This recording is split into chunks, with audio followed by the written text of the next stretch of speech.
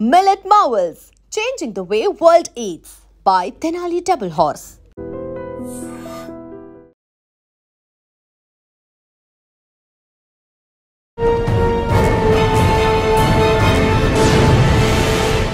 Welcome to Crime Diaries. ఈ వారం మన గెస్ట్ 2009 బ్యాచ్ పోలీస్ ఆఫీసర్ పేరు కె కిషోర్ బాబు గారు, ట్రాఫిక్ ఇన్స్పెక్టర్ బెజవాడ.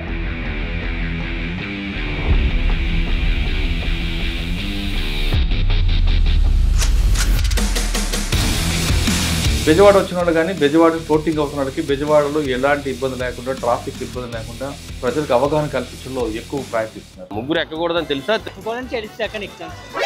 మరి బండి ఎవరిది? బండికి నెంబర్లు కూడా లేవు, చూసావా? ఏమో సార్, మరి అడిగావా నెంబర్ లేదు ఏంటని? అడగలేదు. బండికి నెంబర్ లేదు. హెల్మెట్ పెట్టారా? పోనీ హెల్మెట్ పెట్టలా. లైసెన్స్ ఉందా నడిపినోడికి? తెలీదు, ఉండదు. ఎందుకంటే no helmet, wrong driving, triple riding, no number plate, చట్టంలో ఉండవు, మోటార్ వెహికల్ యాక్ట్లో ఉండాల్సిన చేయకూడని అన్నీ ఉన్నాయి మీ దగ్గర. బండి నడపడానికి డ్రైవింగ్ లైసెన్స్ అని ఇస్తారు, తీసుకున్నారా? భీమవరం లైసెన్స్ అవసరం లేదా? భీమవరం లైసెన్స్ అవసరం లేదా? మరి లైసెన్స్ ఏదే అంటే మాది భీమవరం ఉంటాం. మా ఊళ్ళో సార్ హెల్మెట్, లైసెన్స్ అన్ని పర్ఫెక్ట్ గా పెట్టుకోండి సార్. నా ఎలక్ట్రిక్ బైక్ సార్ చెప్పాలంటే. అంటే మీ ఊర్లో ఉన్నంత భయం మేము ఇక్కడ క్రియేట్ చేయలేకపోతున్నాం విజయవాడలో. చాలా బాధగా ఉంది తమ్ముడు. ఇది మా కోసం ఇలా పెట్టారు మీరు స్టైల్. మిమ్మల్ని చూసి అందరూ ఫాలో అయితే అందరూ ఇలా పెట్టుకుని తిరిగితే మీకు ఓకేనా? విజయవాడలో ట్రాఫిక్ వైలేట్ చేయడం, వాళ్ళకి మీరు ఎన్ఫోర్స్మెంట్ చేయడం, వాళ్ళకి ఫైన్ వేయడం, కానీ ఎడ్యుకేట్ చేయడం అన్నది కాన్సెప్ట్ ఎందుకు తీసుకున్నారు? దీంట్లో వచ్చే మీకు స్ట్రగుల్స్ ఎలా ఉన్నాయి, బెనిఫిట్స్ ఎలా? విజయవాడ ఎన్టీఆర్ డిస్ట్రిక్ట్ కమిషనర్ గారు శ్రీ ఎస్వి రాజశేఖర్ బాబు ఐపీఎస్ గారు, నిజంగా ఆయనకి మేము రుణపడి ఉంటాము. అంటే ఆఫీసర్స్ కూడా మాకు అంత కోఆపరేటివ్గా ఉన్నారు. వాళ్ళు ఫ్రీ హ్యాండ్ ఇచ్చి ట్రాఫిక్ని మిమ్మల్ని ఆపి మీకు హెల్మెట్ లేదు కాబట్టి మీకు ఫైన్ వేసేస్తున్నాను అంటే మీకు కడతారు. ఎందుకంటే ఎడ్యుకేట్ చేయడానికి ప్రయత్నించినప్పుడు వాళ్ళ రిసీవింగ్ కూడా మాకు అర్థమవుతుంది. So people they want some education also. Human psychology ఎలా ఉంటుందంటే చెడును త్వరగా మనం అట్రాక్ట్ అవుతాం. హెల్మెట్ తీసేయచ్చంట అని ఒక్క మాట చెప్పండి, ఎవరన్నా ఫట ఫట ఫట ఫట తీసి మొత్తం ఎక్కడో కొడతారు, అంత చిరాకులో ఉన్నారు. కానీ హెల్మెట్ పెట్టుకోవడంలో అందరినీ మనం పెట్టించగలిగితే ఆ స్ఫూర్తి అనేది కంటిన్యూ అవుతుంది. ఎవరైతే ఒకడిద్దరు నేనెందుకు పెట్టుకోవాలి, నేను పోతాను అని అన్నాడు, నువ్వు పోతే పోయావు. బట్ నిన్ను చూసి ఎవరైతే తీస్తారో హెల్మెట్స్, వాళ్ళు పోవడానికి కారణం నువ్వైనప్పుడు నువ్వు కూడా దానికి బద్దుడై ఉండాలి. సార్, మీకు హెడేక్ అనేది డ్రంక్ అండ్ డ్రైవ్, రైట్? అటువంటి కేసుల్లో మీకు బాగా ఫన్ ఉంది కానీ ఆల్కహాల్ ఆల్రెడీ లోపల ఉంది అంటే ఇంకా ఆడుకున్న గట్స్ ఇంకెవరికి ఉండవు. సో ఏమైనా చేసేస్తాడు. అవసరమైతే పబ్లిక్లో తీసి డబ్బులు ఎంత ఇవ్వాలి. కొంతమంది చేస్తారు, కొంతమంది యాక్టింగ్ చేస్తారు, మామూలు యాక్టింగ్ కాదు. ఇంకా ఆస్కార్కి నామినేట్ అయ్యే వాళ్ళు కూడా చాలా మంది ఉన్నారు మా దగ్గర. స్టిల్ ఆఖరికి వాళ్ళతో ఊదించలేక వీడితో పడలేమని చెప్పి తీసుకెళ్ళి లాండ్ ఆర్డర్ చెప్పిన రోజులు కూడా ఉన్నాయి. సార్, తాగి మీకు దొరికాడు, వాడి జోబులు డబ్బులు లేవు, ఏం చేస్తారు? డబ్బులు అవసరం లేదండి. అక్కడ ఒక అతను నాతో డిస్కషన్ చేశాడు, మీరు ఇస్తారా లేకపోతే నేను పొలిటికల్గా అలాగే చేయనా ఇలాగ చేయనా అని. డ్రంక్ అండ్ డ్రైవ్లు ఎవరు చేయరండి. దాంట్లో మేనేజర్ని బండి వదిలేండి అన్నాడు. బండి ఎలా వదులుతాము, నువ్వు తాగి ఉండి నిన్ను పట్టుకున్నా, నీ బండి నీకు ఎలా వదులుతా? పర్లేదు సార్, నేను పర్ఫెక్ట్గా ఉన్నా, స్టడీగా ఉన్నాను అన్నాడు. మీరు ఏదనుకుంటున్నారో, నేను వాళ్ళు తెలిసి వీళ్ళు తెలిసారు, ఎవరు తెలిసినా కానీ బండి మాత్రం నీకు ఇవ్వనమ్మా అని చెప్పాను. ఒక లీడర్కి చేశాను. వెంటనే ప్లేట్ చేంజ్ చేసేసి వెంటనే సిఏ గారు నన్ను తిట్టారు, నన్ను కొట్టారు, అది ఇది హల్చల్ చేసి టీవీ 9తో మాట్లాడుతున్నాను అని చెప్పి, హలో టీవీ 9 అన్నాడు. ఒక ప్రెస్ ఆయన ఫోన్ వచ్చింది, సరే ఏంటి సరే లేదు మా వాడు సార్, రికార్డెడ్, ఎవ్రీథింగ్ రికార్డెడ్ అయింది, మా దగ్గర రికార్డు కూడా ఉంది, మీరు వస్తే మీకు ప్లే చేస్తా ఉన్నారు. సారీ సార్ ఏంటి సార్ ఇది ఇలా జరిగింది. రకరకాలుగా అన్ని ప్రయత్నాలు చేసేసిన తర్వాత ఒక 41 అవర్కి వెంటనే లెగ్స్, కాళ్ళు పట్టుకుంటాను వదిలేండి అని. నువ్వు కాళ్ళు కాదు కదా ఏం పట్టుకుంటాను వదిలే ప్రసక్తి లేదు. ఎంత తాగితే కేసు అవుతుంది? 30 అండి. 30 రావాలంటే ఎంత తాగాలి వాళ్ళు? జనరల్గా ఎంత తాగాలనేది కాదు, మనం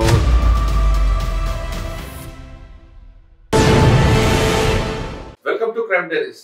ఈ వారం మన గెస్ట్ 2009 బ్యాచ్ పోలీస్ ఆఫీసర్ పేరు కె కిషోర్ బాబు గారు, ట్రాఫిక్ ఇన్స్పెక్టర్ బెజవాడ. బెజవాడ అనగానే ట్రాఫిక్ గురించి ప్రత్యేక కార్యక్రమం చేపట్టారు బెజవాడ కమిషనర్ రాజశేఖర్ బాబు. బెజవాడ వచ్చిన వాళ్ళు కానీ బెజవాడ ఫ్లోటింగ్ అవుతున్న వాళ్ళకి బెజవాడలో ఎలాంటి ఇబ్బంది లేకుండా, ట్రాఫిక్ ఇబ్బంది లేకుండా ప్రజలకు అవగాహన కల్పించడంలో ఎక్కువ ప్రయారిటీ ఇస్తున్నారు. సాధారణంగా ట్రాఫిక్ అనగానే 3 ఈలు ఉంటాయి. 1 ఎడ్యుకేషన్, 2 ఎన్ఫోర్స్మెంట్, 3 ఇంజనీరింగ్. ఇంజనీరింగ్ విభాగం సెపరేట్ కాబట్టి పోలీస్ డిపార్ట్మెంట్లో ఎన్ఫోర్స్మెంట్, ఎడ్యుకేషన్ చేయడంలో ఎక్కువ ప్రాధాన్యత ఇస్తున్నారు. అందులో ఎన్ఫోర్స్మెంట్ చేయడం అనేది కాకుండా ఎన్ఫోర్స్మెంట్తో పాటు ప్రజలకి అవగాహన కల్పించాలి, ఎడ్యుకేట్ చేయాలనేది కమిషనర్ గారి ముఖ్య ఉద్దేశం. అందుకు అనుగుణంగా వాళ్ళకు ఒక టీం ఏర్పాటు చేసి హోంగార్డ్ దగ్గర నుండి అడిషనల్ డీసీపీ వరకు ఒక ప్రత్యేక బృందం ఏర్పాటు చేయడం, ప్రజలకు అవగాహన కల్పించడం అనేది బెజవాడ పోలీసుల యొక్క ఒక ఐకాన్. సాధారణంగా ట్రాఫిక్ వైడర్స్ కనబడితే వాళ్ళకి చలానా వేయడం, పంపడం, వెహికల్ సీజ్ చేయడం అనేది కాకుండా వాళ్ళకి అవగాహన కల్పించడం, ఆ అవగాహనలో వాళ్ళతో కాసేపు కామెడీ చేయడం, వాళ్ళకి జరిగిన నష్టాల గురించి వివరించడమే కాకుండా వాళ్ళు ఎంత విసిగించినా ఏమాత్రం సహనం కోల్పోకుండా మాట్లాడడం బెజవాడ ట్రాఫిక్ పోలీసుల యొక్క ప్రత్యేకత. అటువంటి బృందాన్ని మేము పరిచయం చేస్తున్నాం.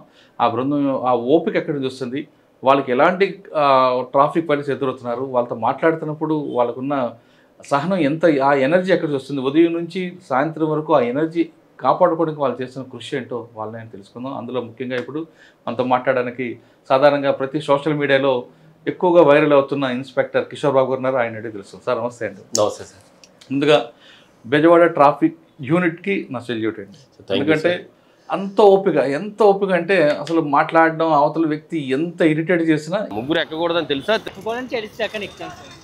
మరి బండి ఎవరిది? బండికి నెంబర్లు కూడా లేవు, చూసావా? ఏమో సార్, మరి నేను క్యాటగిరీ చూడలేదు సార్. అడిగావా నెంబర్ లేదు ఏంట్రా అని? అడగలేదు. బండికి నెంబర్ లేదు. హెల్మెట్ పెట్టారా? పోనీ హెల్మెట్ పెట్టలా. లైసెన్స్ ఉందా నడిపినోడికి? తెలీదు, ఉండదు. ఎందుకంటే no helmet, wrong driving, triple riding, no number plate, చట్టంలో ఉండ మోటార్ వెహికల్ యాక్ట్లో ఉండాల్సిన చేయకూడని అన్నీ ఉన్నాయి మీ దగ్గర. బండి నడపడానికి డ్రైవింగ్ లైసెన్స్ అని ఇస్తారు, తీసుకున్నారా?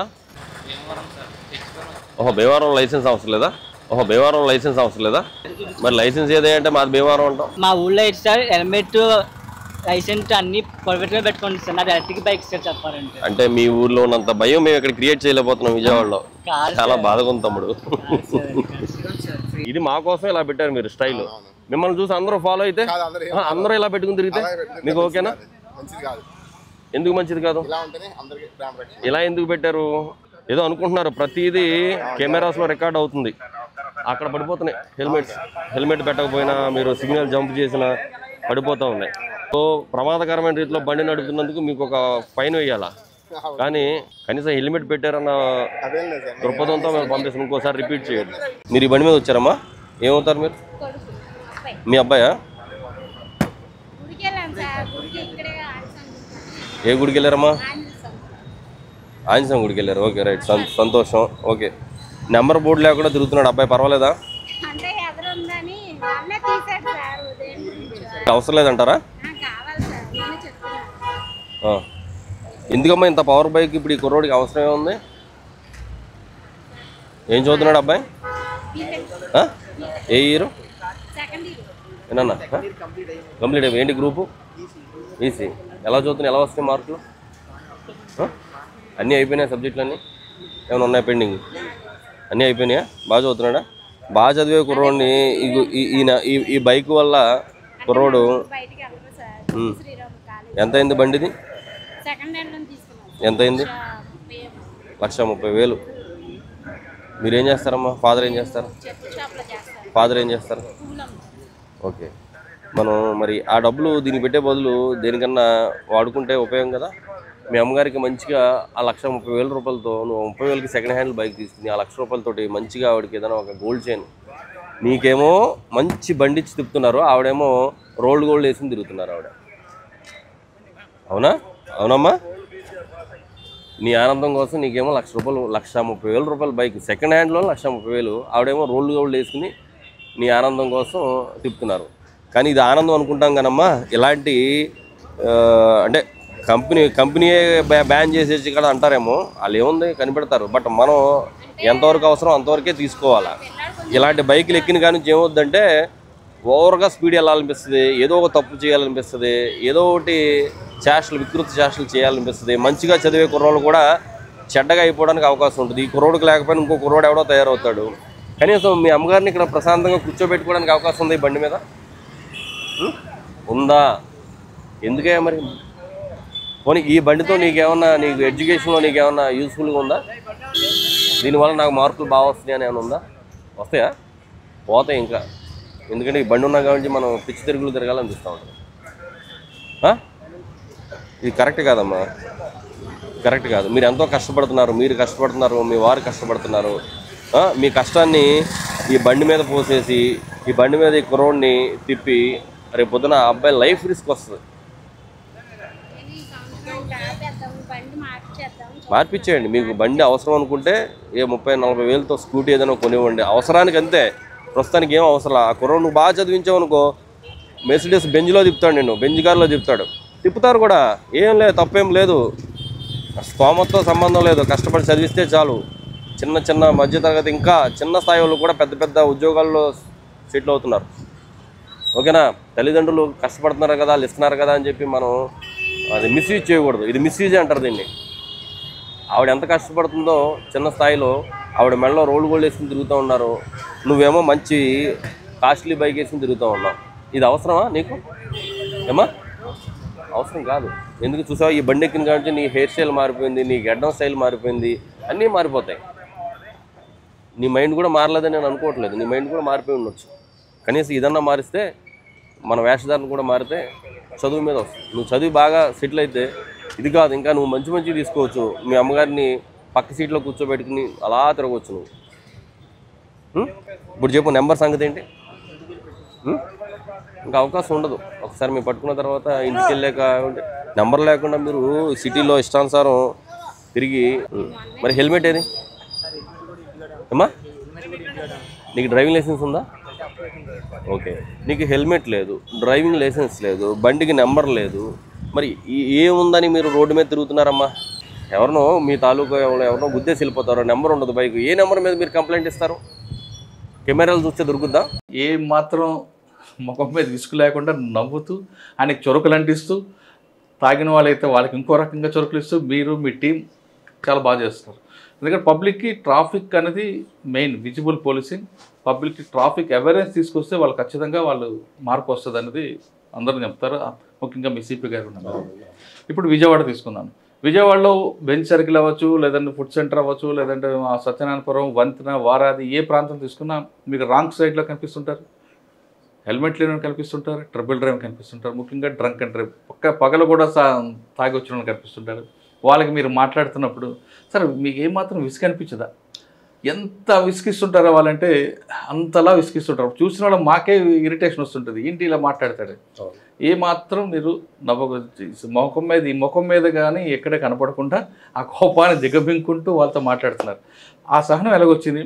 బెజవాడ పబ్లిక్ ట్రాఫిక్ సెన్స్ ఉందా లేదా? మీకు దొరుకుతున్న కేసులు ఏ టైప్ ఆఫ్ కేసులు దొరుకుతున్నాయి? ఈ ప్రశ్నకు సమాధానం చెప్పే ముందు కిషోర్ బాబు గారి కుటుంబ నేపథ్యం, కిషోర్ బాబు గారు పోలీస్ యూనిఫామ్ బై ఛాన్సా బై చాయిసా? నా పేరు Kishore Babu, 2009 batch civil sub inspector. నేను నా అకాడమిక్స్ అంతా కూడా వెస్ట్ గోదావరి డిస్టిక్, అంటే వెస్ట్ గోదావరి డిస్టిక్లో సిద్ధాంతం గ్రామం నుంచి పెనుగొండ కాలేజీలో, సిద్ధాంతం హై స్కూల్లో చదివి మా మదర్ అక్కడ టీచర్గా చేశారు. పెనుగొండ కాలేజీలో కంప్లీట్ చేశాను ఎడ్యుకేషన్ అంతా కూడా.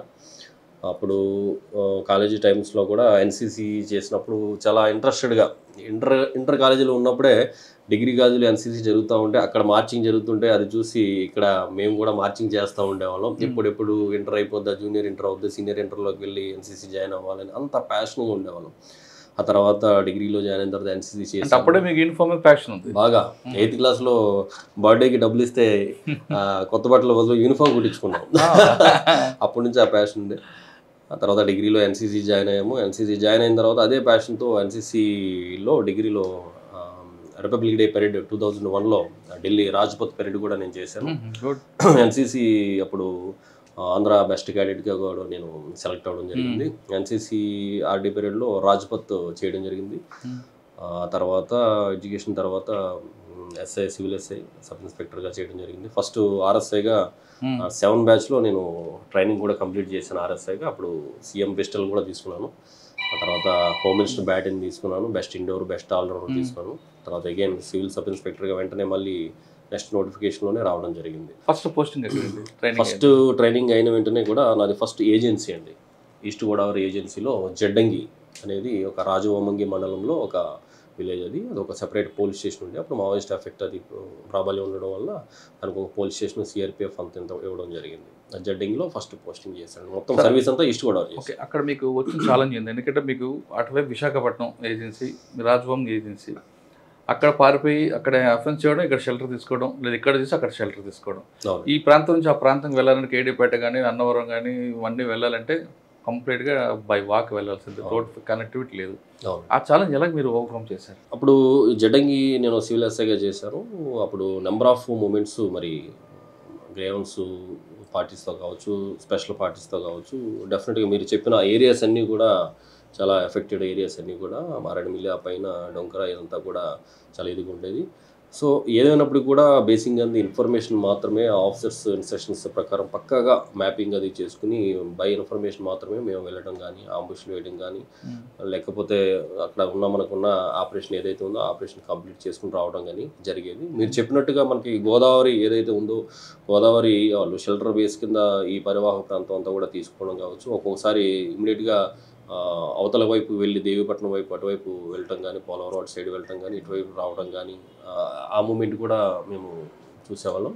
మ్యాక్సిమం అంతా కూడా మారేడుమిల్లి ఆ పైన డొంకరాయి ఇదంతా కూడా బాగా డీప్ ఏరియాస్లో కూడా ఆ పీరియడ్లో మీకు బాగా గుర్తుండిపోయిన సంఘటన చెప్పండి. గుర్తుండిపోయే సంఘటన అంటే నెంబర్ ఆఫ్ మూమెంట్స్కి వెళ్ళాము, నెంబర్ ఆఫ్ ఇష్యూస్లో పార్టిసిపేట్ చేసాము. పర్సనల్గా నేనైతే నాకు అక్కడ మలేరియా సివియర్గా అటాక్ట్ అయ్యి నేను రాగానే నాకు మేజర్ సర్జరీ కూడా అయిందండి. సివియర్ మలేరియా ఎఫెక్ట్ అయ్యాను నేను. అంటే ఆపరేషన్స్ అవన్నీ ఒక ఎత్తు అయితే పర్సనల్ లైఫ్లో నేను మేజర్ సర్జరీని అక్కడ ఫేస్ చేయాల్సి వచ్చింది మలేరియా ఎఫెక్ట్ అయ్యి. సో రిగార్డింగ్ ఆపరేషన్స్ సంబంధించి అయితే కొన్ని ఏరియాస్లో డంప్స్ రికవరీ చేయడం కానీ, ఈస్ట్ గోదావరి స్పెషల్ పార్టీస్ నుంచి మేము లీడ్ చేసి డంప్స్ రికవరీ చేయడం కానీ, ఎవరైతే మిలీషియా ఉంటారో వాళ్ళని సరెండర్ చేయించడం కానీ అప్పుడు ఆఫీసర్స్ గైడెన్స్లో చేయడం జరిగింది. కానీ అక్కడ ఐఏఎస్ఎల్ కిడ్నాప్ జరిగింది, ఇదే మీరు పనిచేసింది ఒకప్పుడు. అది బాగా లాంగ్ బ్యాక్ అండి. అది కానీ దాని సిమ్టమ్స్ అక్కడక్కడ కనిపిస్తుంటాయి, వినిపిస్తుంటాయి. అయితే మనకి ఈస్ట్ గోదావరి అనేది టోటల్గా మీరు అన్నట్టుగా షెల్టర్ జోన్ అండి. ఆల్మోస్ట్ మీరు చూసుకున్నట్టయితే కనుక మేజర్ ఇన్సిడెంట్స్ అంటే ఫస్ట్ ఏకే కూడా మన ఏరియాలో రికవరీ అయింది అంటారు లాంగ్ బ్యాక్. చెప్పిన ప్లేస్ గేట్వే ఆఫ్ ఏఓబి అంటారు దాన్ని. డెఫినెట్గా మరి మీరు అటువైపు వెళ్తున్న వాళ్ళని లేదా వస్తున్న వాళ్ళని మీరు ఏమైనా ఆపేవారా? ఇప్పుడు నేను చెప్పిన 2000 ఏదైతే 10 ఏరియాలో నేను జడ్డంగిలో పనిచేసినప్పుడు సిఆర్పిఎఫ్ జడ్డంగి ప్రతి పోలీస్ స్టేషన్కి సిఆర్పిఎఫ్ ప్రొడక్షన్ ఉండేది. సో అల్టిమేట్గా ప్రతిరోజు వెహికల్ చెకింగ్ కండక్ట్ చేయడం కానీ, సర్ప్రైజ్ రైడ్లు కండక్ట్ చేయడం కానీ, సంతలు మెయిన్ అక్కడ ఫెయిర్స్ అండ్ ఫెస్టివల్స్ కానీ, లేకపోతే షాండీస్ కానీ కవర్ చేయడం కానీ. షాండీస్ అంటే ఇప్పుడు మన సంతలు జరుగుతూ ఉంటాయి, సంతలో వాళ్ళు కూడా ఆల్మోస్ట్ ఏదైనా ఐటమ్స్ తీసుకోవాలన్నా చేయాలన్నా కానీ వాళ్ళు కూడా రావటం. అలాగే సంతలు కవర్ చేయడానికి మన పార్టీస్ వెళ్ళడానికి వచ్చే రూట్లు ఏవైతే ఉంటాయో రూట్లో వాళ్ళు ల్యాండ్ మైన్స్ పెట్టడం కానీ, క్లైమర్ మైన్స్ పెట్టడం కానీ, అంబుష్లు ఇవన్నీ కూడా ప్లాన్ చేయడం. అవన్నీ కూడా మనకి ఏడుగురాలపల్లి ఏఓబి ఉంది. ఏడుగురాలపల్లి నుంచి ఇదివరకు లోపలికి అవుట్ పోస్ట్ ఒకటి ఉండేది. అక్కడికి వెళ్ళి వచ్చేటప్పుడు జరిగాయి. మేము చాలాసార్లు వెళ్ళి వచ్చాము, మాకు ఎప్పుడు ఇన్సిడెంట్ జరగలేదు. మేము వచ్చిన తర్వాత అక్కడ ఇన్సిడెంట్ జరిగింది. మన పార్టీ సిఆర్పిఎఫ్ పార్టీ అక్కడ ఇదవడం జరిగింది, షాండీ కవర్ చేసుకుని వస్తూ ఉంటే జరిగింది. సో నెంబర్ ఆఫ్ ఇన్సిడెంట్స్ అన్నీ కూడా. బట్ అక్కడ అఫెన్స్ చేయడానికి అయితే త్వరగా ఈ మధ్య కాలంలో అయితే నాకు తెలిసినంత వరకు మేమున్నంత టైంలో అఫెన్స్ చేయడానికి అయితే అంత స్పీడ్గా ఎక్కడా కూడా నోట్ కాదు. యాక్చువల్గా ట్రాన్స్పోర్ట్ వే కదండి వాళ్ళకి, అంతే. ఆ కారిడార్ ట్రాన్స్పోర్ట్ కారుగా పెట్టుకున్నారు ఏఓబీలకు వెళ్ళడానికి. అవునండి. అక్కడ అఫెన్స్ చేస్తే మీకు వాళ్ళకి ఇంకా వేరే మార్గం ఉండదు, వేరే అవకాశం కూడా ఉండదు, తినడానికి తిండి కూడా దొరకదు. ఓకే, అక్కడ నుండి ఎక్కడికి వచ్చారు నెక్స్ట్? సో జడ్డంగి తర్వాత అప్పుడు ఈస్ట్ గోదావరి మన కాకినాడ సెజ్ ఏరియాలో బాగా గొడవలు జరుగుతూ ఉండేవి. సెజ్ యాక్టివిటీస్ సంబంధించిన ల్యాండ్ ఎక్విజిషన్ కానీ అప్పట్లో గొడవలు జరుగుతూ ఉండేవి. అప్పట్లో అక్కడ ల్యాండ్ ఆర్డర్ ప్రాబ్లం వచ్చి అక్కడ ఎస్ఐ గారిని వేరే చోటికి ట్రాన్స్ఫర్ చేయడం జరిగింది. అక్కడ ఎవరిని వేస్తే బాగుంటుందన్న క్రమంలో నేను అక్కడ పిఠాపురం దగ్గర ఉప్పాడ కొత్తపల్లిలో ప్రొవిషనరీ ఎస్ఐగా చేయడం, ఎస్సీజెడ్ యాక్టివిటీస్లో కొద్దిగా యాక్టివ్గా పార్టిసిపేట్ చేయడంతో నా పేరు సీనియర్ ఆఫీసర్స్ సజెస్ట్ చేయడం, వెంటనే ఏజెన్సీ నుంచి మళ్ళీ నేను అక్కడికి రావడం. మీకు ఏజెన్సీలో చేసినప్పుడు కూడా రిమార్కబుల్గా నేను అక్కడ ఈ మన ఏజెన్సీలో డ్రాప్ అవుట్స్ వాళ్ళందరూ కూడా అప్పట్లో నాకు కానిస్టేబుల్ ఎస్ఐస్ నోటిఫికేషన్ పడితే వాళ్ళందరినీ డ్రాప్ అవుట్స్ అందరినీ కూడా ఆటోస్ వెహికల్స్ పెట్టి కిందకి రప్పించి 80 మెంబర్స్ని తీసుకెళ్ళి హెడ్ క్వార్టర్కి తీసుకెళ్ళి వాళ్ళందరినీ కూడా అప్లికేషన్స్ పెట్టించాను వాళ్ళ చేత. వాళ్ళకి రోజు మీరు నమ్ముతారో లేదో అక్కడ లోకల్గా ఉండే పీఈటీస్ పాపం వాళ్ళు కూడా బయట ఎక్కడో వేరే అర్బన్ ఏరియాస్లో సెలెక్ట్ అయ్యి ఇక్కడికి వచ్చి ఉంటారు పీఈటీస్. నా ఏజ్ పీపుల్ ఎవరైనా ఉంటాయి ఎంప్లాయీస్ వాళ్ళందరినీ పిలిచి సరదాగా వాళ్ళతో స్నాక్స్ అది పెట్టించి ఆ పీఈటీస్ని తీసుకుని ఈ పిల్లలు ఏజెన్సీ పిల్లలు డ్రాప్ అవుట్స్ అందరికీ కూడా అప్లికేషన్ పెట్టించి వాళ్ళతో ప్రతిరోజు మార్నింగ్ అక్కడ ఆ ఈవెంట్స్ కండక్ట్ చేసేవాళ్ళం అండి. డైలీ 5 km అంటే వీక్లీ 5 km పెట్టేవాళ్ళం. ఉమెన్కి అయితే 2.5 పెట్టేవాళ్ళం. హై జంపు, లాంగ్ జంపు ఇవన్నీ కూడా. అలాగే మనకి కాకినాడలో శ్యామ్ ఇన్స్టిట్యూట్ ఉంటుంది, మనకి ఎస్ఐసి కానిస్టేబుల్కి కోచింగ్ ఇస్తూ ఉంటారు. ఆ శ్యామ్ ఇన్స్టిట్యూట్ శ్యామ్ గారిని కూడా రిక్వెస్ట్ చేసి మాకు అక్కడికి ఏజెన్సీకి తీసుకొచ్చి ఆయనతో క్లాసులు ఇప్పించి ఆయనతో డెమో క్లాసులు కూడా ఇప్పించి ఆయనతో మెటీరియల్ అంతా కూడా అదేం కూడా చూసి మెటీరియల్ అంతా కూడా పిల్లలందరికీ ఇవ్వడం అలాంటివన్నీ కూడా చేయడం జరిగింది. సో అక్కడ మనకు అవకాశం ఉంది కాబట్టి వాళ్ళని మావోయిజం వైపు వెళ్లకుండా ఉండే నిమిత్తం వాళ్ళని సమ్ సార్ట్ ఆఫ్ ఎడ్యుకేషన్ వైపు ఎంప్లాయ్మెంట్ వైపు తీసుకురావడానికి కొంత ఆ ప్రయత్నం కూడా అప్పుడు చేయడం జరిగింది. తర్వాత సెజ్లో ఇక్కడ ఇష్యూస్ అయ్యి ఇక్కడ గొడవలు అవ్వడం, ఎస్ఐ గారిని వేరే చోట ట్రాన్స్ఫర్ చేయడం, అప్పుడు నా పేరు నామినేట్ చేయడం, నేను మళ్ళీ అక్కడికి వెళ్ళి తొండంగి ఏరియాలో నేను చేయడం. అక్కడ 3.5 years కంటిన్యూ ఏ ఇష్యూస్ లేకుండా ఎవరి వల్ల అయితే అక్కడ ఇష్యూస్ వచ్చినాయో వాళ్ళందరూ కూడా నాకు అక్కడ సపోర్ట్ చేయడం. అంటే బేసిక్గా అంతే అక్కడ ఉన్న కౌన్సిలింగ్ కానీ అవేర్నెస్ కానీ క్రియేట్ చేసుకుంటూ వితౌట్ ఇష్యూస్ అక్కడ ఏమైనా లేకుండానే అంతా కూడా నా టెన్యూర్ అంతా కంప్లీట్ చేసుకుని బయటికి రావడం జరిగింది. ఓకే, నెక్స్ట్ ఎక్కడికి వచ్చారండి? నెక్స్ట్ అక్కడ నుంచి 3 town, కాకినాడ 3 town, అక్కడ నుంచి మళ్ళీ అనపర్తి నుంచి పెదపూడి చేస్తున్నప్పుడు ఒక భవానీ జ్యువెలరీస్ అని చెప్పేసి ఒక జ్యువెలరీ షాప్. వెళ్ళే ముందు అనపర్తి కాకినాడలో చాలా కాకినాడలో తక్కువ టైమే చేశానండి యాక్చువల్గా 8 months అలా చేశాను. ఆ తర్వాత అనపర్తి వెళ్ళాను. అనపర్తిలో 2.5 years చేశాను. 2.5 yearsలో కూడా అక్కడ రిమార్కబుల్గా అంటే కేసెస్ అన్ని కూడా మంచిగా అన్ని బాగానే జరిగాయి. బట్ పెదపూడి వచ్చిన తర్వాత మాత్రం అనపర్తిలో ఎక్కువ మైక్రో ఫైనాన్స్ బిజినెస్ ఉంటుంది, వాళ్ళు కంట్రోల్ చేయడానికి ఏం చేస్తారు? మైక్రో ఫైనాన్సింగ్ ఏంటంటే అక్కడ చెప్పాలంటే అనపర్తి పీపుల్ దే ఆర్ చాలా హార్డ్ వర్కింగ్ పీపుల్. వాళ్ళు ఫైనాన్స్ చేయడానికి చాలా దూర ప్రాంతాలకు వెళ్ళి చేసి వస్తూ ఉంటారు. బట్ మీరు చెప్పినట్టుగా ఇల్లీగల్గా లేకపోతే హెవీ ఇంట్రెస్ట్లు అనేవన్నీ కూడా కొంతమంది వెరీ లిటిల్ పీపుల్ చేస్తూ ఉంటారు. వాళ్ళ కోర్టుల ద్వారా వాళ్ళు పడుతూ ఉంటారు, పబ్లిక్ని ఇబ్బంది పెడతా ఉంటారు. అలాంటి సంబంధించి ఏదైనా ఇష్యూస్ వచ్చినప్పుడు చీటింగ్ కేసులు బుక్ చేయడం కానీ ప్రాపర్గా ఛార్జ్ షీట్లు వేయడం కానీ ఇన్ని కూడా అక్కడ చేసేవాళ్ళం అండి. ఓకే, నెక్స్ట్ అక్కడ నుంచి పెదపూడి అండి. పెదపూడి వచ్చిన తర్వాత మీకు పెదపూడిలో ఒక జ్యువెలరీ షాపు బర్గ్లరీ జరిగింది. ఫైన్ నైట్ బర్గ్లరీ జరిగింది. మార్నింగ్ మాకు ఎవరో పబ్లిక్ ఫోన్ చేసి కంప్లైంట్కి ఫోన్ చేస్తే ఆయన మాకు చెప్పడం, మేము వెళ్ళి చూడడం. అప్పుడు రాంబాబు అని ఒక సీనియర్ ఇన్స్పెక్టర్ గారు ఉన్నారు, ఆయనతో మేము అప్పుడు అక్కడ ఎస్ఐగా ఉన్నాం. మా టీం అంతా కూడా కలిసి అక్కడ చేయడం. అంటే టెక్నాలజీ జస్ట్ అప్పుడే, ఇప్పుడు నేను చెప్పేది 2017 ఆ రేంజ్ అండి. 2017 సీసీ కెమెరాస్ ఎంత యూజ్ఫుల్ అనేది ఒక ఫ్రెండ్ ద్వారా నేను అక్కడ సీసీ కెమెరా పోలీస్ స్టేషన్ కూడా వేయించి పోలీస్ స్టేషన్ బయట కూడా ఒక కెమెరా పెట్టానండి. ఒకరోజు బయట కూడా పెట్టాను. సో ఈ బర్గ్లరీ జరిగింది అక్కడ నుంచి ఒక 10 kilometers దూరంలో ఒక గొల్లలమావిడాడు అని ఒక విలేజ్లో బర్గ్లరీ జరిగింది. మొత్తం షట్టర్ ఎత్తేసారు, టోటల్గా కొట్టేశారు, గోల్డ్ మొత్తం సిల్వర్ గోల్డ్ పట్టుకుపోయారు. పట్టుకుపోతే మీరు నమ్మరు, మేము మార్నింగ్ మాకు ఫోన్ కాల్ వచ్చిన తర్వాత వెళ్ళాము, ఆ ఇన్స్పెక్టర్ గారు మేము వెళ్ళాము. స్టిల్ టోటల్గా కేసు డిటెక్ట్ అయ్యి రికవర్ అయ్యే వరకు కంటిన్యూ అదే పనిలో అదే వర్క్లో ఉన్నాము. 48 hours బిలో 48 hours ఉన్న టోటల్ ఇంటాక్ట్ ప్రాపర్టీ తీసుకొచ్చాము. సో ఈ డ్యూరింగ్ ది ఇన్వెస్టిగేషన్ అన్నీ మేము పరిశీలిస్తూ ఉన్నాం, కెమెరాస్ కూడా అన్నీ వెరిఫై చేస్తూ ఉన్నాము. లక్కీలీ అక్కడ మనకి యూజ్ఫుల్ కెమెరాస్ అయితే అక్కడ ఫుటేజెస్ దొరకలేదు, వాళ్ళు ఏ సైడ్కి వెళ్ళారు అనేది. బట్ వాళ్ళ అఫెన్స్కి వెళ్తుండగా మనకి ఐడెంటిఫై అయిపోయింది, బట్ ప్రాపర్గా లేదు. సో ఏ డైరెక్షన్లో వెళ్ళారు ఎటు వెళ్ళారు అనేది మనకు తెలియలేదు.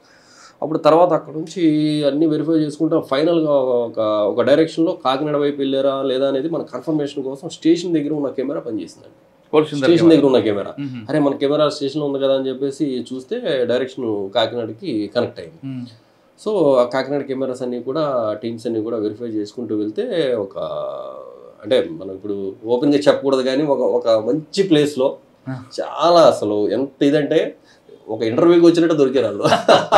ఫుల్ ఫేస్ టోటల్ క్లారిటీతో చాలా అసలు తాగుతూ దొరికారు. అది అర్థమైంది. చాలా అసలు క్లోజ్అప్ లో దొరికినాయి విజువల్స్. అంటే మన కోసమే అక్కడికి వెళ్ళినట్టుగా ఉంది. బట్ అది విజువల్స్ తీయడానికి ఒక 10-15 అవర్స్ కష్టపడ్డారు.